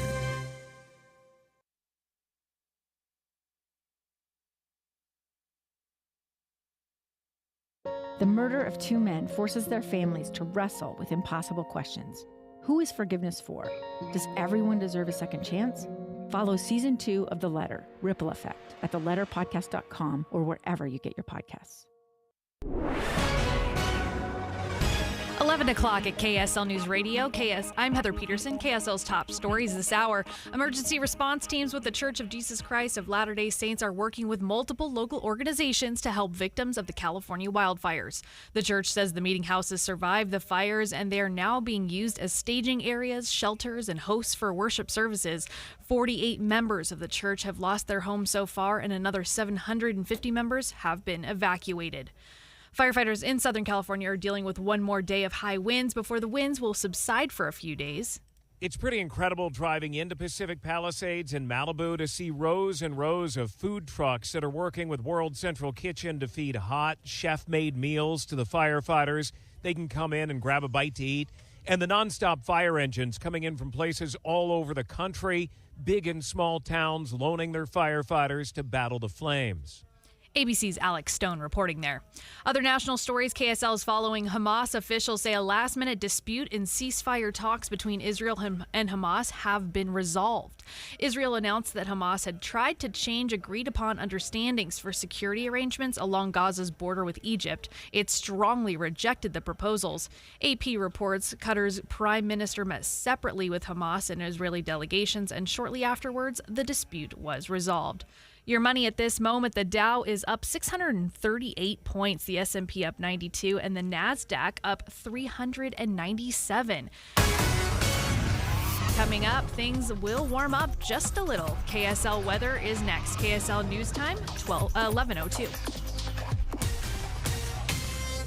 A reminder about the simplest way to get updated for your day. Hit your KSL preset when you jump in the car, and we'll take care of the rest. Hear key news updates and traffic reports. Andy and Amanda from 5 to 9 in your car. KSL News Radio at 102.7 FM. Bills stacking up at your HVAC system's gone. Gillette Services has the perfect solution. Install a new high-efficiency system and get a $1,000 rebate the very same day. That's right, $1,000 in your pocket just for upgrading. And the best bet, you don't have to make a single payment until 2027. Don't miss this limited time offer. Call 385-GET-HEAT for your free estimate. Gillette Services. Comfort now, pay later. Carrier, turn to the experts. A Carrier factory authorized dealer. At Intermountain Children's Health, we've created a bold plan called Primary Promise to build the nation's model health system for children. Help us achieve this once-in-a-generation vision so together we can bring the world-class care of Primary Children's Hospital closer to home for every child in our communities. For more than a century, Primary Children's has kept the child first and always. Join us for the next 100 years. To learn more, visit primarypromise.org. Start the new year with J&J Garden Center's Plantastic Sales Event and experience a beautiful garden inside your home right now. This Monday through Saturday, shop the stock greenhouses at J&J Garden Center and enjoy 20% off all indoor plants, pots, and black gold all-purpose potting mix. Houseplants add to the beauty of your home, and they can also boost your mood, reduce stress, and purify indoor air. It's true. Plants make people happy. Shop the J&J Garden Center greenhouses for classic favorites and rare finds. The expert J&J Garden Center team will help you pick the perfect plant for any light condition and area of your home. J&J Garden Center open year-round with special winter hours Monday through Saturday, 8 a.m. to 6 p.m. Start the new year with J&J Garden Center's Plantastic Sales Event. Take Layton Parkway exit to Main Street and head west on Gentile Street in Layton. J&J Garden Center. This is a story of the one. As a maintenance specialist for university housing, he knows college students can major in wear and tear. Plus, housing so many students doesn't leave a lot of room to house all the supplies he needs. That's where Grainger comes in. With over 1 million industrial-grade products and fast, dependable delivery, Grainger carries the quality products he needs so he doesn't have to. From a new door hinge to a whole new faucet. Call, click Grainger.com, or just stop by. Grainger, for the ones who get it done. Now's the time to shop limited-time doorbuster deals during Pro Savings Days at Lowe's. Save $50 on a Little Giant King Combo 6-foot ladder. Was $199, now $149. Plus, save $100 on a DeWalt XR 20-volt Power Stack 5 amp-hour battery. Was $199, now $99. Get these can't-miss deals now before they're gone. Lowe's knows savings. Lowe's knows pros. Doorbusters valid 1/13 through 1/15. Selection varies by location while supplies last. Traffic and weather together, brought to you by My Style Checking from Mountain America Credit Union. Here's Heather Kelly. Well, we've got a crash in the Ogden area. It's on 12th Street heading eastbound, away from 1900 West, trying to get to I-15. The right lane is blocked to get through the intersection, and the right turn lane to get onto southbound I-15 from 12th Street also blocked. That's why you've got those big delays on 12th Street. Again, this is in the Ogden, Marriott, Slaterville area. Other than that, you're going to have a good commute on I-15, the east and west side belt routes, and I-80 through Parley's Canyon. Teens can get up to $200 with the Teen Learn and Earn account, plus continue earning rewards as they master the essentials of finance. More at cypresscu.com/teen. Heather Kelly in the KSL Traffic Center. Haze will start to build in the valley by the end of the week. Things will start to warm up a little over the next couple days, and then a cold front will move in on Friday night. Highs in the upper 20s by Sunday. Right now, it's 32 degrees and sunny in Salt Lake City. I'm Heather Peterson from the KSL Common Spirit Health Studios. Listen online at kslnewsradio.com, where Utah's news, traffic, and weather station. Dave and Dujanovic, your morning companions for talk, analysis, and key perspectives on Utah's biggest stories on KSL News Radio. The countdown to 45 days of chaos is just a week away. Utah's top political story. Special coverage with Dave and Dujanovic. That's right. The legislative session starts on the 21st. Utah lawmakers get together, and for 45 days, they pass how many bills? It's over 1,000. I'm trying to remember what the number was. Just off the top of my head. Marty, you remember how many bills it is? I should remember. So I'm sure the speaker can remind us. I want to say it was 1,200, and under Republican leadership. I'm baiting the speaker while he can hear us, but he can't talk. Under Republican leadership, it just keeps getting more and more and more laws passed. But it is already, as of a couple of weeks ago, I should have checked right before this segment, there were already a couple hundred bills filed. There were 1,000 bills in the queue. There's a whole process, a timeline that our good legislators have to adhere to give bills enough time to be heard in committee and fully go through the process, get placed. It is a complicated, to Utah's credit, we have resisted the urge as other states have not, resisted the urge to make our session longer and longer. We have held tight that even though our budget has exploded, we've become a lot bigger, more sophisticated. We've said, let's do the people's business in 45 days. Let's balance our budget, and we've held to that. House Speaker Mike Schultz is going to join us in about 7 minutes. We'll look forward to that conversation, some of the priorities. Specifically, we're going to talk about education. But, Mari, you touched on it, and I do wonder, as we look over the last 25 years where we've increased our population by 65%. Yeah. We've gone from just over 2 million. When I was going to college, it was just over 2 million people in Utah. Now we're at 3.5. We're the fastest growing state in the country over the last decade. It is incredible what we've done. Is it enough to have legislators, or is it too much to ask of them to say, hey, listen, you're servicing a budget of $30 billion, 3.5 million people, and you got to do it in a month and a half? Yeah, I mean, it's a tall order, and at least half our population, if not more, we're one of the youngest states in the union, and education is also a top issue. So I'm going to bring Speaker Mike Schultz into our conversation now. I'm going to start, Speaker, with the question Dave asked, is 45 days, that's breakneck speed. How do you do it? Do you need more time? Speaker. Oh, hey, I apologize. Dave said about 7 minutes I was going to come online, so you caught me walking. But sorry, I misunderstood. You've got to be off by 15. You're not joining us at 15. Okay. All right. Well, let's get right to it. You know what? Hey, first off, yeah, there's a lot I wanted to say when you guys are talking about 1,000 to 1,100 bills passed every year. That is. No, it's about 500, maybe a little more depending on the year, but on average, it's about around the 500 number, which is a lot. But, and it's not just the 45 days. We're working on these bills all year long through interim. We have committee hearings all through the year. These are bills that are being worked on all year. So, and you know what? I hope we never change. 45 days is long enough. It's what keeps Utah great is the fact that we do have a short session. It does force us to prioritize the things that are most important, and it is good. I hope it never changes. We're one of the shortest in the nation, and it's one of the things that makes Utah great. Let's pivot over to one of the hottest topics, obviously, every single year, and that's education. And you've joined us several times, and we've talked about higher education specifically. Yeah. But I thought it was interesting as you were talking to the KSL Deseret News editorial board, I think it was yesterday, you were talking about the role of K through 12, CTE classes, concurrent enrollment, things like that are offered in more of a focus. Can you walk us through what some of the priorities would be? Yeah, that's a great question. So there's a lot of things that our Utah universities do really well.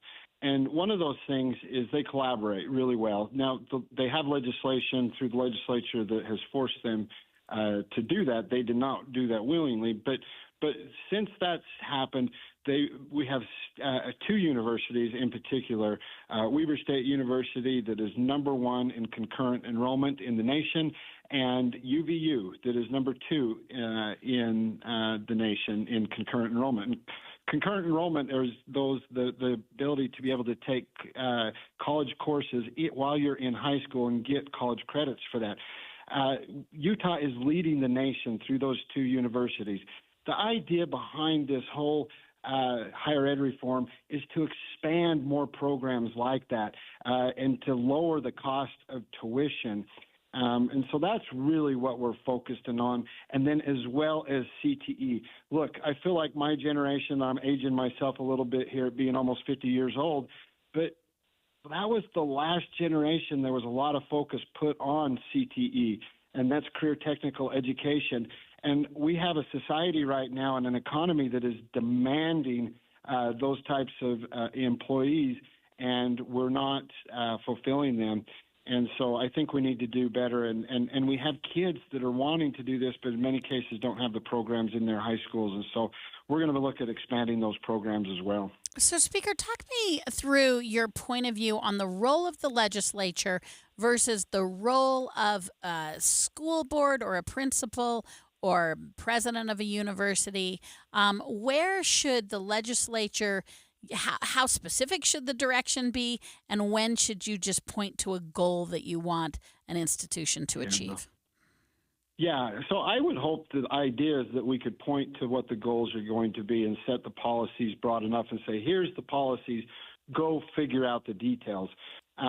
Sometimes, but I do think it's important that the legislature continue to stay involved to make sure that those policies are created.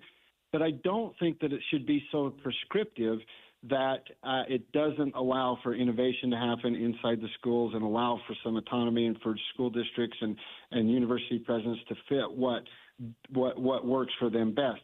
But in that comes a responsibility to make sure they're following the intent of what the legislature said the policy was. I was just looking at, when I was going to college, this is 25 years ago, what the increase has been. And I just polled University of Utah, UVU, SLIC, Utah State University, and the increase of enrollment over that 25 years has been 75%. So it's just been this huge influx of college kids over the last 25 years. But now we're starting to see a trend where it's starting to scale back. It's starting to drop a little bit. So how do you address that where you have this incredible peak in growth over the last 2 decades, and now we're starting to see it either level out, plateau, or slow down? Yeah, so across the nation this year, it is the enrollment is declining nationwide. But because Utah has so many kids, we're not expected to peak until 2030, 2032, somewhere in that time frame, and then we're going to decline.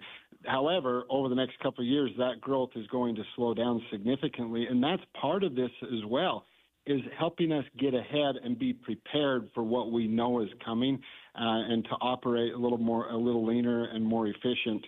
And so that is part of what the discussions we're having. I just want to give a shout out to some of the university presidents. Some of them are working really collaboratively with the legislature, and I think that's creating a really good process that I'm excited about, is that collaboration that I see happening. So, Speaker, before we lose you, the biggest complaint I hear is folks saying they didn't have a chance to participate. They read about it in the paper. You all have done something, probably crazy, and why couldn't they participate? So tell us what the best way is to plug into what you all are going to do during the next 45 days.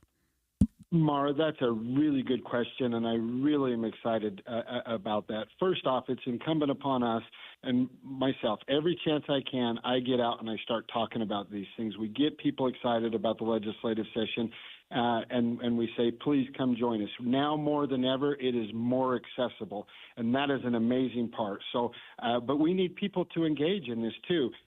Because of technology, you can engage more now than you've ever been able to before. Go to www.le.utah.gov, and you can follow every vote, every committee hearing. You can listen to the debates live. You can participate in the process online through and join virtually. You can do all those things. But you know what? More importantly, and what we actually prefer most, is having you come up to Capitol Hill. We enjoy the public comment. We work really hard to make sure the voices are listened to, the people.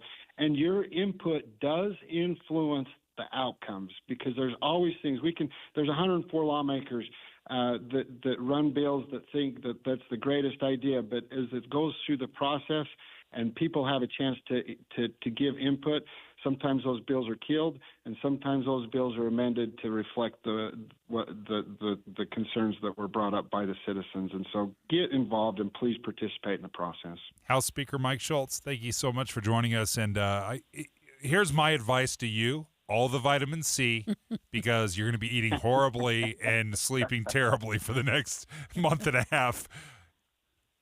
Enjoy. You up on that advice. Thank you. All the best. All right, well, you appreciate House Speaker Mike Schultz joining us today.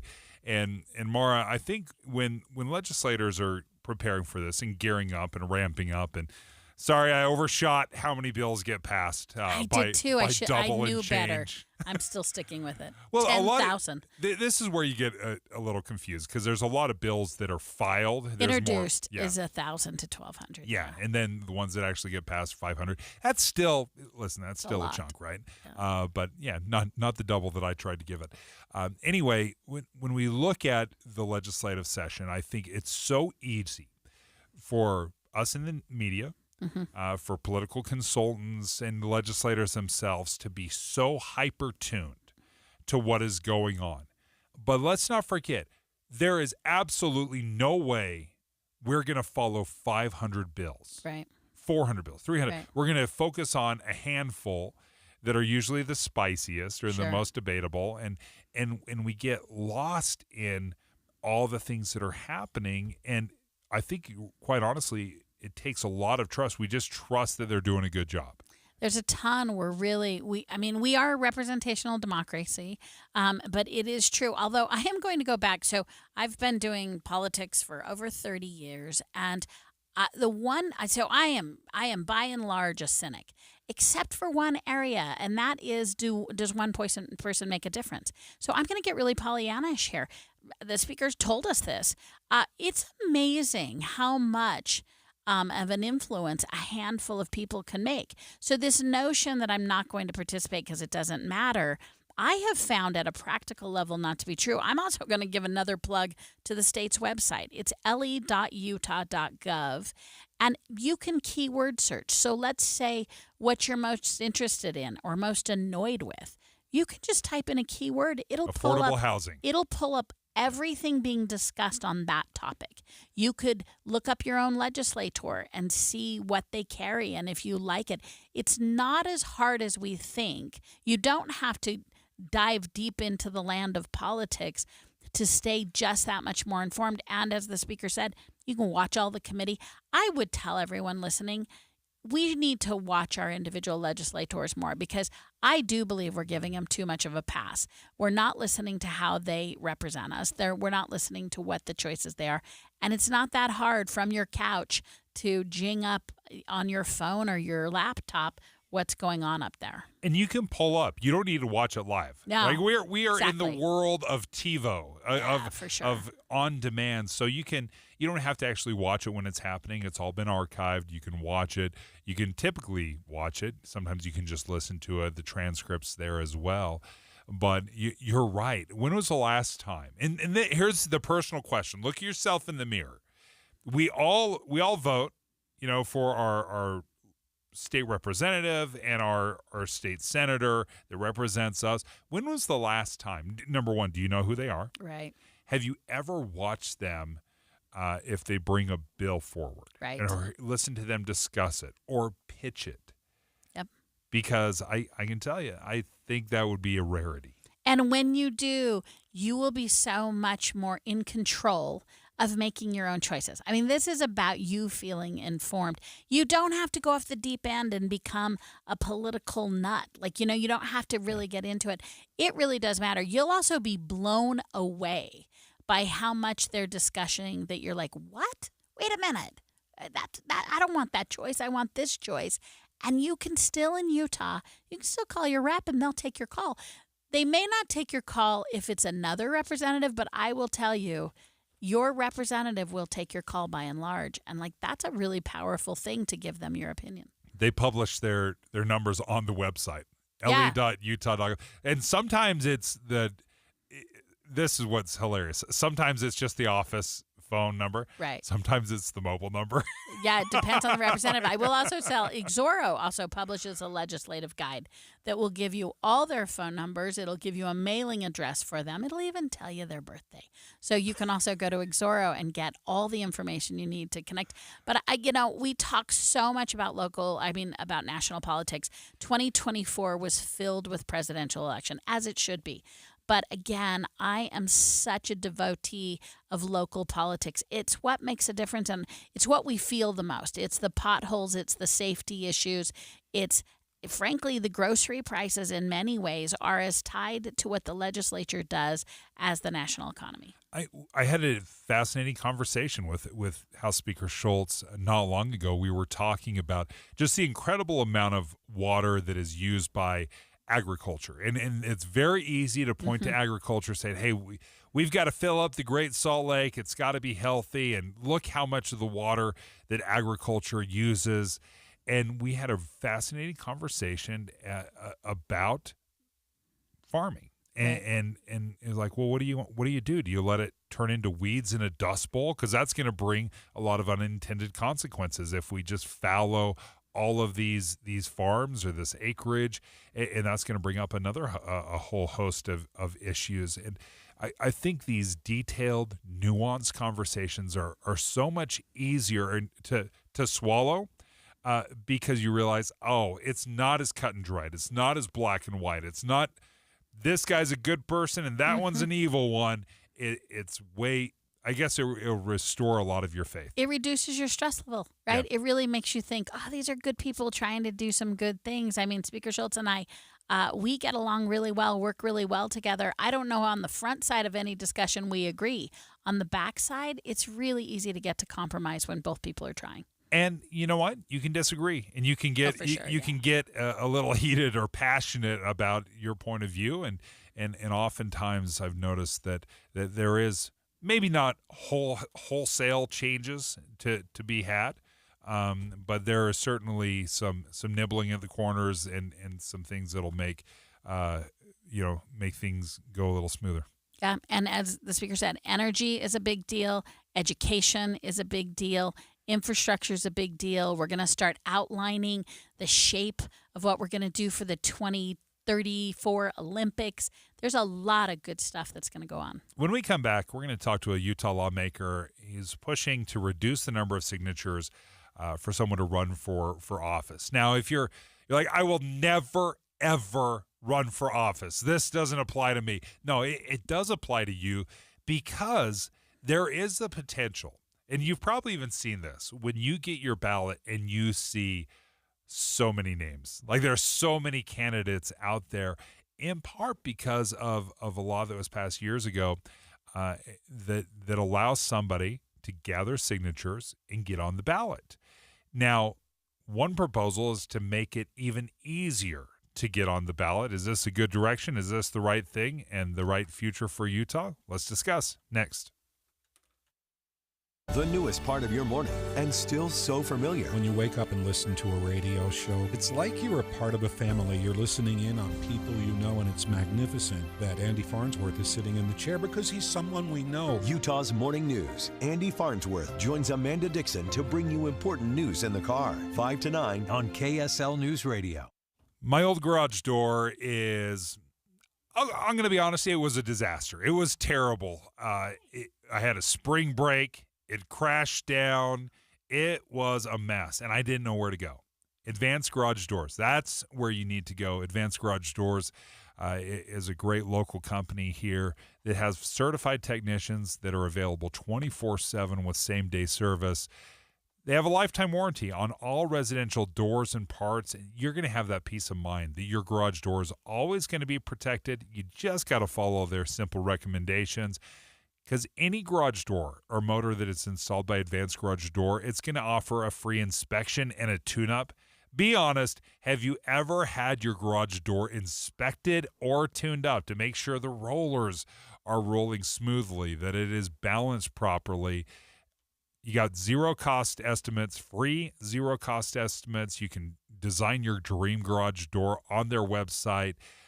There isn't a larger change you can make to your house, in my opinion, than to put a new garage door, get a different color, something beautiful like that. Go ahead and reach out to Advanced Garage Door, advanced-door.com. That's advanced-door.com, or give them a call, 801-989-DOOR, 801-989-DOOR. Things are just better with a partner or a friend.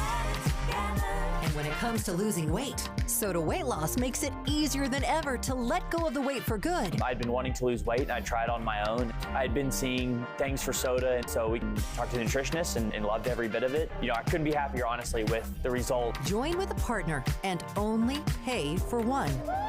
Imagine achieving all your weight loss goals together with your partner, and you only pay for one. I've let go 50 pounds, and I don't have the cravings that I used to have. I would definitely recommend soda. It's because it works. I even recommended it to my daughter, and she's on her journey now. Just go and look at the almost 9,000 Google reviews about soda weight loss. Lose the weight without injections, without medications, without hunger. Get started now at sodaweightloss.com. That's SOTA weightloss.com. Soda is, say it with me, state of the art. With Progressive's Name Your Price tool, you get coverage options based on how much you want to pay for car insurance. And then you decide how to spend the rest of your money because you're in charge. And right now, you're going to pay for groceries. But you decide what groceries. Just keep in mind you're running out of dishwashing soap. But you decide if you're going to buy that soap. It's just those dishes won't clean themselves, will they? Remember, with Progressive's Name Your Price tool, we'll help you find coverage at a fair price. And then you're in charge. Progressive Casualty Insurance Company and Affiliates. Not available in all states. Price and coverage match limited by state law. Hey everyone, it's Ted from Consumer Cellular, the guy in the orange sweater, and this is your wake-up call. If you're paying too much for wireless service, you don't have to keep having that nightmare. Consumer Cellular has the same fast, reliable coverage as the leading carriers for less. And for a limited time, new customers receive their second month free when they sign up and use promo code SECONDFREE by January 26th. So why keep spending more than you have to? Seriously, wake up and call 1-888-FREEDOM or visit consumercellular.com. Taxes, fees, and other third-party charges will apply. See website for additional details. If you're ready to buy a home or sell a home and you're worried about the current real estate market because of what you've heard from some of your friends or family, well, we're here to tell you that you really shouldn't be worried because now is a great time to buy and sell with our friends at the Stern Team, powered by Almada Real Estate. And here's why. Buyers have more options due to increased inventory, which gives them the power to negotiate for repairs, interest rate buy-downs, and closing cost assistance. While at the same time, sellers are still getting top dollar for their homes, with home values that are higher today than ever before. So whether you're looking to buy or sell, the current real estate market presents a win-win opportunity for both buyers and sellers. But you still do want to make sure that you're working with a team of real estate experts you can trust that can get you some great results. And that's our friends at the Stern Team, powered by Almada Real Estate. They have helped thousands of Salt Lake City homeowners, and they're ready to help you. To get started, just go to thesternteam.com. That's thesternteam.com or Google The Stern Team. 11:30 at KSL News Radio. I'm Claire Scott. KSL's top story this hour. Israel and Hamas have reached a ceasefire deal to pause the fighting in Gaza. The agreement allows for the release of Israeli hostages and aid to flood into the region. ABC's Ian Pinnell explains the first phase of the agreement. This is a temporary ceasefire for now. Phase one would include the gradual release of hostages. We don't know the condition of those hostages. It's entirely possible that some of them will be dead and it will be bodies that will be returned to their loved ones. The tentative deal is almost identical to the one proposed by the Biden administration months ago.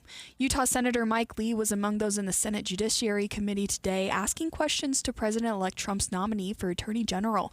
Lee praised Pam Bondi for her time serving as Florida's AG, and he asked her thoughts on weaponizing the Department of Justice. What about branding parents as domestic terrorists or trying to incarcerate one's political opponent as a sitting president of the United States?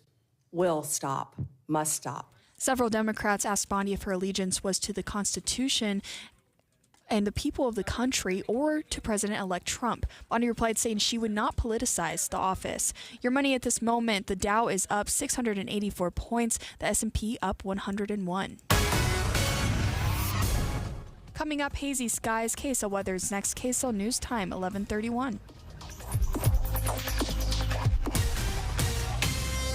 The sources where we get our news matters. When you listen to Utah's Morning News, we want you to feel the stories are important to you and trustworthy. This is Amanda Dixon. And I'm Andy Farnsworth. Join us weekday mornings on KSL News Radio. Boy, right after the holidays, everyone needs a little cash, right? Oh, yes. We have great news for you. Right now, UCCU, Utah Community Credit Union, will pay you for your auto loan and credit balances. So all you have to do is just transfer your auto loan or your credit card balance to UCCU. And on top of giving you a low interest rate, which will save you money, UCCU will give you 1% cash back up to $250 on every loan you transfer. Amanda, as soon as I heard about this, I said, I'm in this exact situation. I transferred. I actually had to have 2 loans to get my car a year ago. Yeah. Long story. got it consolidated into one, and they paid me 1% back for each thing. I've got one payment now instead of two. It's so much easier, and it took me maybe basically an hour. I just went straight to the website. I applied. They said, you got to send me these documents. I did, and all of a sudden, within a couple of days, I had it all set. This is how easy they are to work with, always looking for ways to help you and your family. You can find out more on the UCCU mobile banking app or just go to uccu.com/transfer. Utah Community Credit Union. You're going to love where you bank. Getting help with plumbing repairs is easier than you think. All you have to do is call Any Hour Services or schedule an appointment at anyhourservices.com. No one helps more homeowners than Any Hour Services. Traffic and weather together, brought to you by My Style Checking from Mountain America Credit Union. Here's Ricky Meese. Right now we have a quiet drive along I-15 if you're traveling north or southbound between Ogden and Provo. And we also have the final cleanup of a crash. This has been affecting traffic in Weber County. This is at 12th Street approaching the on-ramp to connect to southbound I-15. At the Utah Auto Expo, we have a vehicle for almost everything, and we certainly have a vehicle for your thing. Mountain America Expo Center, the 17th through the 20th. AutoExpoUtah.com for tickets. Ricky Meese in the KSL Traffic Center. A high of 39 today with hazy skies. The haze continues over the next 2 days as highs reach the low 40s. Right now it is 34 and fair. I'm Claire Scott from the KSL Common Spirit Health Studios. Listen online at kslnewsradio.com, we're Utah's news, traffic, and weather station. Dave and Dujanovic, your morning companions for talk, analysis, and key perspectives on Utah's biggest stories on KSL News Radio. All right, so have you ever thought about running for office? Like we all have the opinions. We have the solutions even in our brains, but then somebody asks you, "Okay, have you thought about running?" I get asked this. Have you ever thought about running? I'm like, "No." Really? Never? No interest? Okay, this is my if I could run a zero cost campaign. Okay. I just have a hard time asking my friends, "Hey guys, can you give me some money?" That's the hang up there with the money. If you could get over that. Yeah. So if I can bundle some funds for you, Dave, that's what I hear you saying. I'm absolutely in. You know, I wish more of us would think about running. I think we put up all these barriers, or we say we're not political.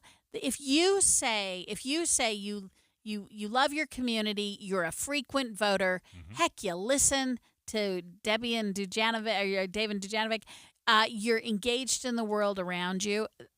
The fact that you're not political is the reason to run, right? Yeah. We don't need more political people. We need more regular people. Well, and there may be an easier way to do it. There's a couple different ways you can run. Number one, there's the caucus convention system, where you can run as a Republican or a Democrat. You go to the convention, and then you get the delegate support, and they're like, "Yes, Dave, we want you, we love you." That's right. And then you can get on the ballot that way. There's another path. It's the signature gathering path, and it's where you knock on your neighbor's doors, and you're like, "Hey, would you support me? I'd like to run for this office, and can I get your signature?" And you can, if you gather enough of those signatures, then you can get on the ballot that way, the primary ballot, right? So the number of signatures you have to gather is significant. Let me just throw out some of the numbers. If you want to run for the U.S. Senate, you've got to gather 28,000 signatures. If you want to run for governor, 28,000. Right, these statewide offices, national offices, right, 28,000. The U.S. House, though, if you're just going to represent the 2nd district or the 1st district, then you only need to gather 7,000.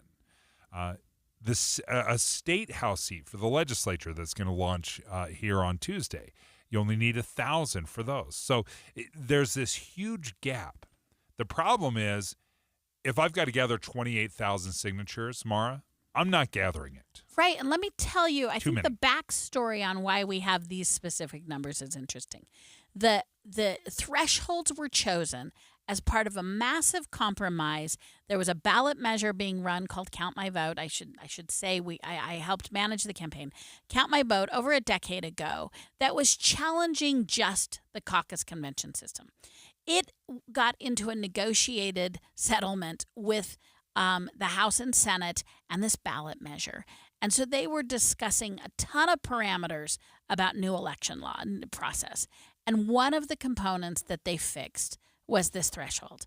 And as we'll hear in this discussion, one of the considerations is if it's too low, can any crazy person get on? If it's 10 signatures, you can have a completely bonkers guy. You'll have 1,000 people on the ballot. And it'll be hard to figure out. So it's got to be high enough that someone's willing to put in some sweat equity and some hard work. Mm-hmm. If it is too high, it's unattainable. You have to hire a firm to help you gather, right? That's the key. What's if you the have sweet to hire spot? the firm. Yeah, and if you hire a firm and doesn't it basically go you pay per signature? Like correct. If you can gather, it's $7 or $8 a signature. I don't know what the and number it's is. a demand market because you have to gather within a certain time frame allowed by law, which is only a couple months. So these firms, everybody's knocking on their door, so these prices can get outrageous. Joining us right now, Representative Ray Ward.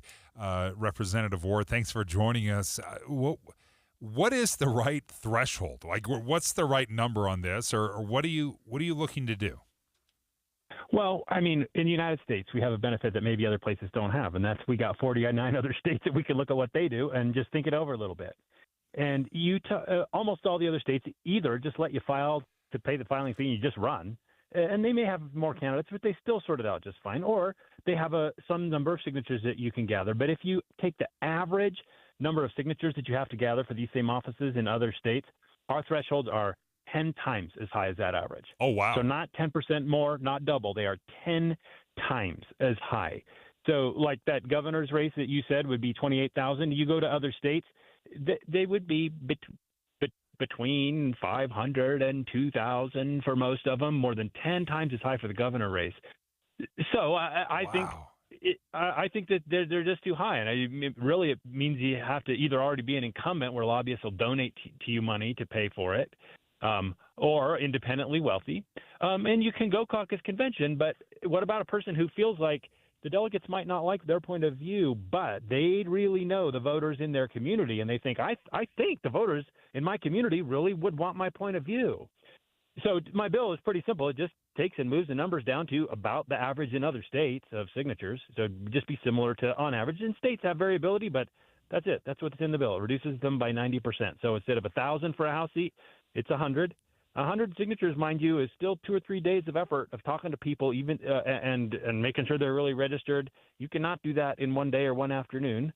So I think people would still take it very seriously, but that's what's in the bill. What are you hearing from your colleagues, Representative Ward, as you float this idea?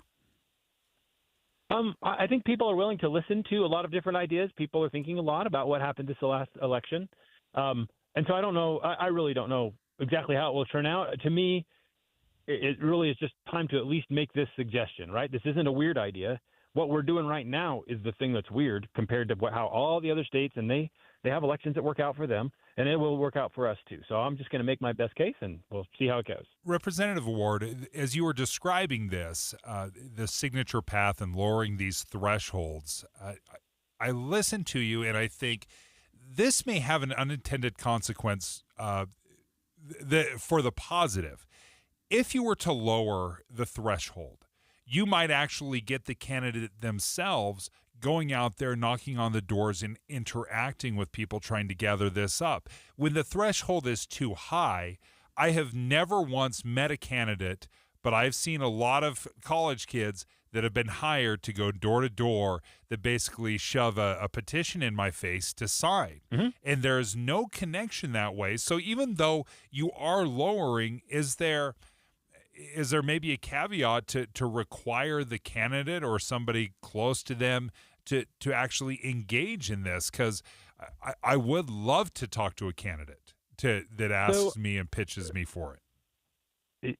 It's always, I mean, it's in the candidate's own interest to be out there doing their own work, right? Every person they make a personal connection with in the community would help them. So the bill, I'll bring the bill forward in two versions. The first version I'll bring just lowers the signature thresholds. Pretty easy to understand. I'll have a substitute to the bill that if the committee likes it better the other way, they can adopt that substitute. And that would say that if they adopt the substitute, it would lower the signature thresholds, but then say that you couldn't be paid money to be the one to gather the signatures. So you could still organize volunteers to go gather them. Which also is a healthy thing for a campaign, right? Yeah. Being a good candidate means you know how to get people who believe in you, that are willing to come volunteer for you. So that would be another version of the bill. Lower the thresholds, but say that you can't be paid to collect them. You need to be a volunteer. Representative Ward, thank you for joining us. We look forward to seeing if there's some traction to this. I appreciate you taking the time. All right. Thank you. Okay. Bye-bye. Take care. Mara, in the 30 seconds that we have remaining, your thoughts on this. Obviously, you're very close to this, but lowering the thresholds. Yeah, I mean, I think it reduces the money in politics, and as you said, and it's got to be high enough to keep not serious people off.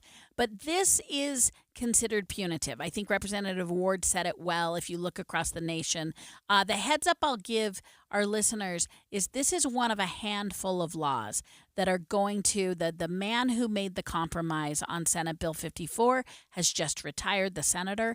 And so we're going to see this and a series of other election laws. Reason to pay attention to election law is it's your voice and your vote. And so I think Ray Ward's onto something. I'm not sure if this is the year he can get it passed. Well, and if you're running for U.S. Senate, 28,000 votes, that's how many you need, or the governor, 28,000. Okay, you can probably raise money for those, but who's paying for the attorney general who needs 28,000 as well? Or the state auditor. The state auditor's got to... Or the state school board. I mean, really, if you're running those big-time governor, Senate races, you're pro anyway. But that's what keeps you out, Dave, that you said. The reason I don't want to run is I don't want to raise that kind of money, right? Those thresholds for local races, I think, keep the average person, the civically engaged person, they say, I don't like that part. This would allow the average person to put in a little bit of rubber on their soul and get it done for them. I love it. All right, let's switch gears a little bit. An Australian tourist was taken into custody with a mostly assembled rifle, a semi-assembled rifle, after concerns were expressed at City Creek. People were worried. We've got to walk you through this strange story next. This is Derek Miller speaking on business. Since 2012, the Utah Clean Air Partnership, or UCARE, has been at the forefront of improving Utah's air quality. By empowering others to take action, UCARE is driving meaningful change for cleaner, healthier air across the state. Executive Director Lindsay Smith joins us with more. UCARE is dedicated to helping individuals, businesses, and communities make small changes to improve Utah's air. Every small change contributes to a bigger positive impact. UCARE accomplishes our work through educational programs and messaging campaigns, grants that support innovative solutions, and fostering partnerships with a broad network of organizations. While Utah's air quality has improved over the last 30 years, we still have work to do to reduce emissions that lead to winter inversions and summertime ozone. In Salt Lake County, our homes and our cars account for roughly 70% of the emissions that negatively impact air quality. This means that we, as individuals, have the power to make a real difference in the quality of the air we breathe through simple actions such as reducing idling, taking public transit, trip chaining, walking or biking, and more. We contribute to the health, economic prosperity, and well-being of the communities in which we live. UCARE knows that even the smallest actions can spark bigger movement, leading to cleaner air, healthier communities, a stronger economy, and a better quality of life for everyone. Find out how you can make a difference at ucare.org. I'm Derek Miller with the Salt Lake Chamber, speaking on business. Purchase a new heating and cooling system from Yes Air Conditioning, Heating, Plumbing, and Electric, and we'll buy back your old inefficient HVAC system. Save up to $4,500 through tax credits and other discounts when you upgrade to a new energy-efficient HVAC system. Yes offers expert technicians, flexible payment options, and our exceptional service guarantee, ensuring your peace of mind. Request your complimentary consultation from Yes today. Call now or visit theyesmancan.com for details, terms, and conditions. Dave and Dujanovic. Okay, there's this interesting story that unfolded at City Creek in downtown.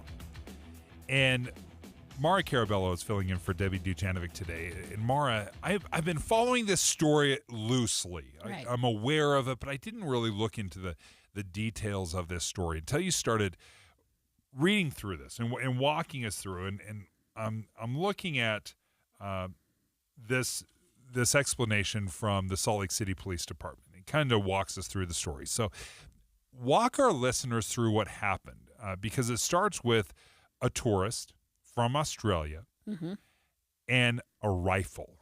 And that's right. Hauling it into City Creek, the City Creek Mall area. So walk us through what happened. So interesting. And this, Dave, brings up so many interesting discussion points. Where are we as a community? So here goes the story. As you said, Australian tourist recently buys a legal gun, a rifle, a hunting rifle. Okay.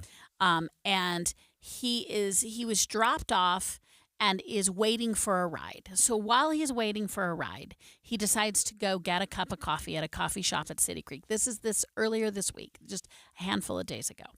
Walks in and has his rifle. Didn't want to leave it, he doesn't want to leave his rifle unsecured. So he takes it apart. So another interesting part of the story. Rifle is taken apart.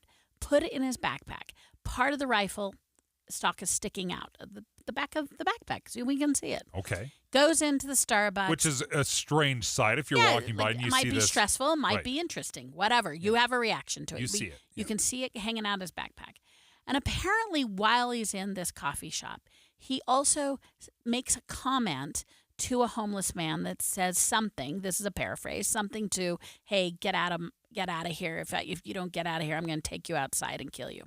Weird phrase, right? And the way I said it was probably even weirder. But he says something potentially threatening to this homeless person. A barista hears this. Barista calls, the law enforcement calls Salt Lake City Police Department. They come. SLCPD at this point puts the man in a cop car. This is important too, for 3.5 hours. Arrests detains. Detains Detains the guy for 3.5 hours. Doesn't charge him with anything, but holds him and confiscates his rifle. After now, these 3.5 hours, folks. That is a very long time. Typically, being detained is a matter of minutes, but I've never heard 3.5 hours. No, and from my law enforcement understanding, that's well beyond, as you suggest, well beyond what we would say I was detained. Okay. Detained is the time it takes you to write me the traffic ticket, right? Yeah. That this was an unusual, and no explanation. He's in the back of the car. He later goes on to give KUTV an interview in which he was stressed. He was really stressed about that. He also says in this interview, hey, I don't mean anybody harm. I don't know what I was doing wrong. I didn't have an intent. I was getting a cup of coffee while I waited for my ride. His assertion is, what just happened, right? I have this legal weapon. Yes, I have it with me because I needed it to be safe and secure. And so then the SLCPD releases him. No charges, but they don't give him his gun back. Now, when asked, the police department is saying they have the gun. So I'm going to rephrase this term to say they have this man's private property. And they're not releasing it, and they're saying it's part of an ongoing investigation. But then suddenly I think, well, what's the ongoing investigation? You released him. You held him for 3.5 hours, and you released him. Wasn't arrested. Now, one could look at this story and say, well, Mara, remember the part of the story where you said he threatened a guy? Well, if he threatened him, and he had a weapon, there's some questions there. It could be assault, could be verbal, but they let him go. So if that were happening, then they should have arrested him, not only detained him.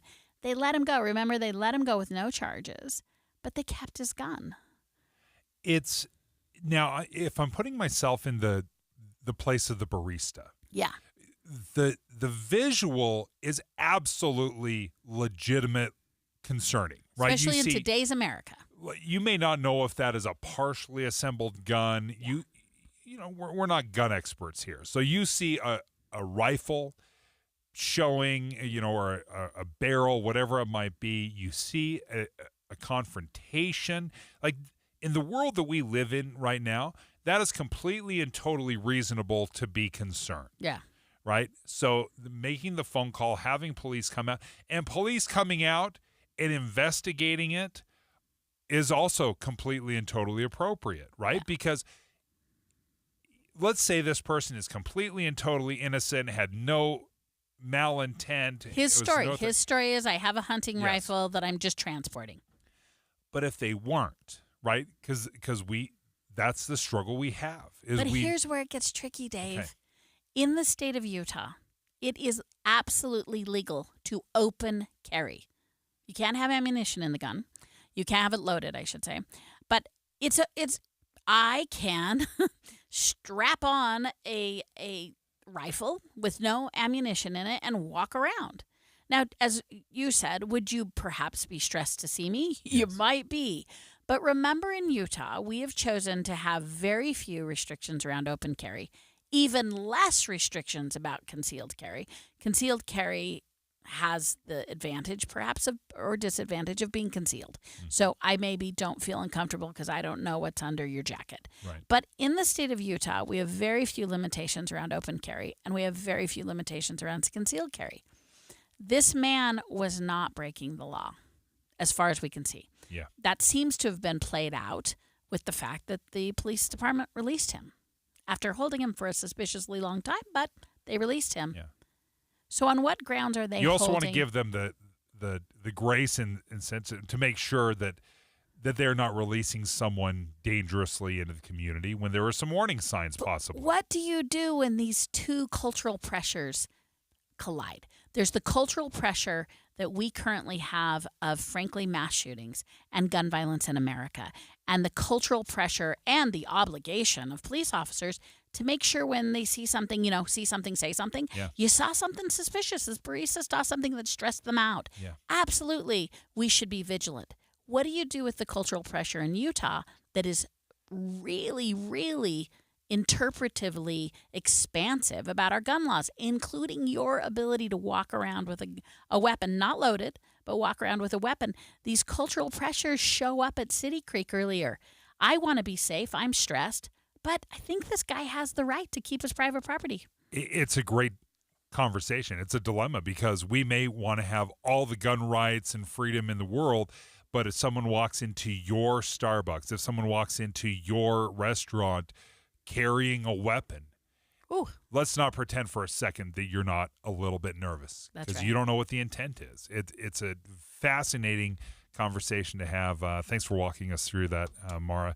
Mara Carabello, thank you so much for filling in for Debbie. It's been fantastic. We'll turn things over to Maria Chileos and the KSL News team next.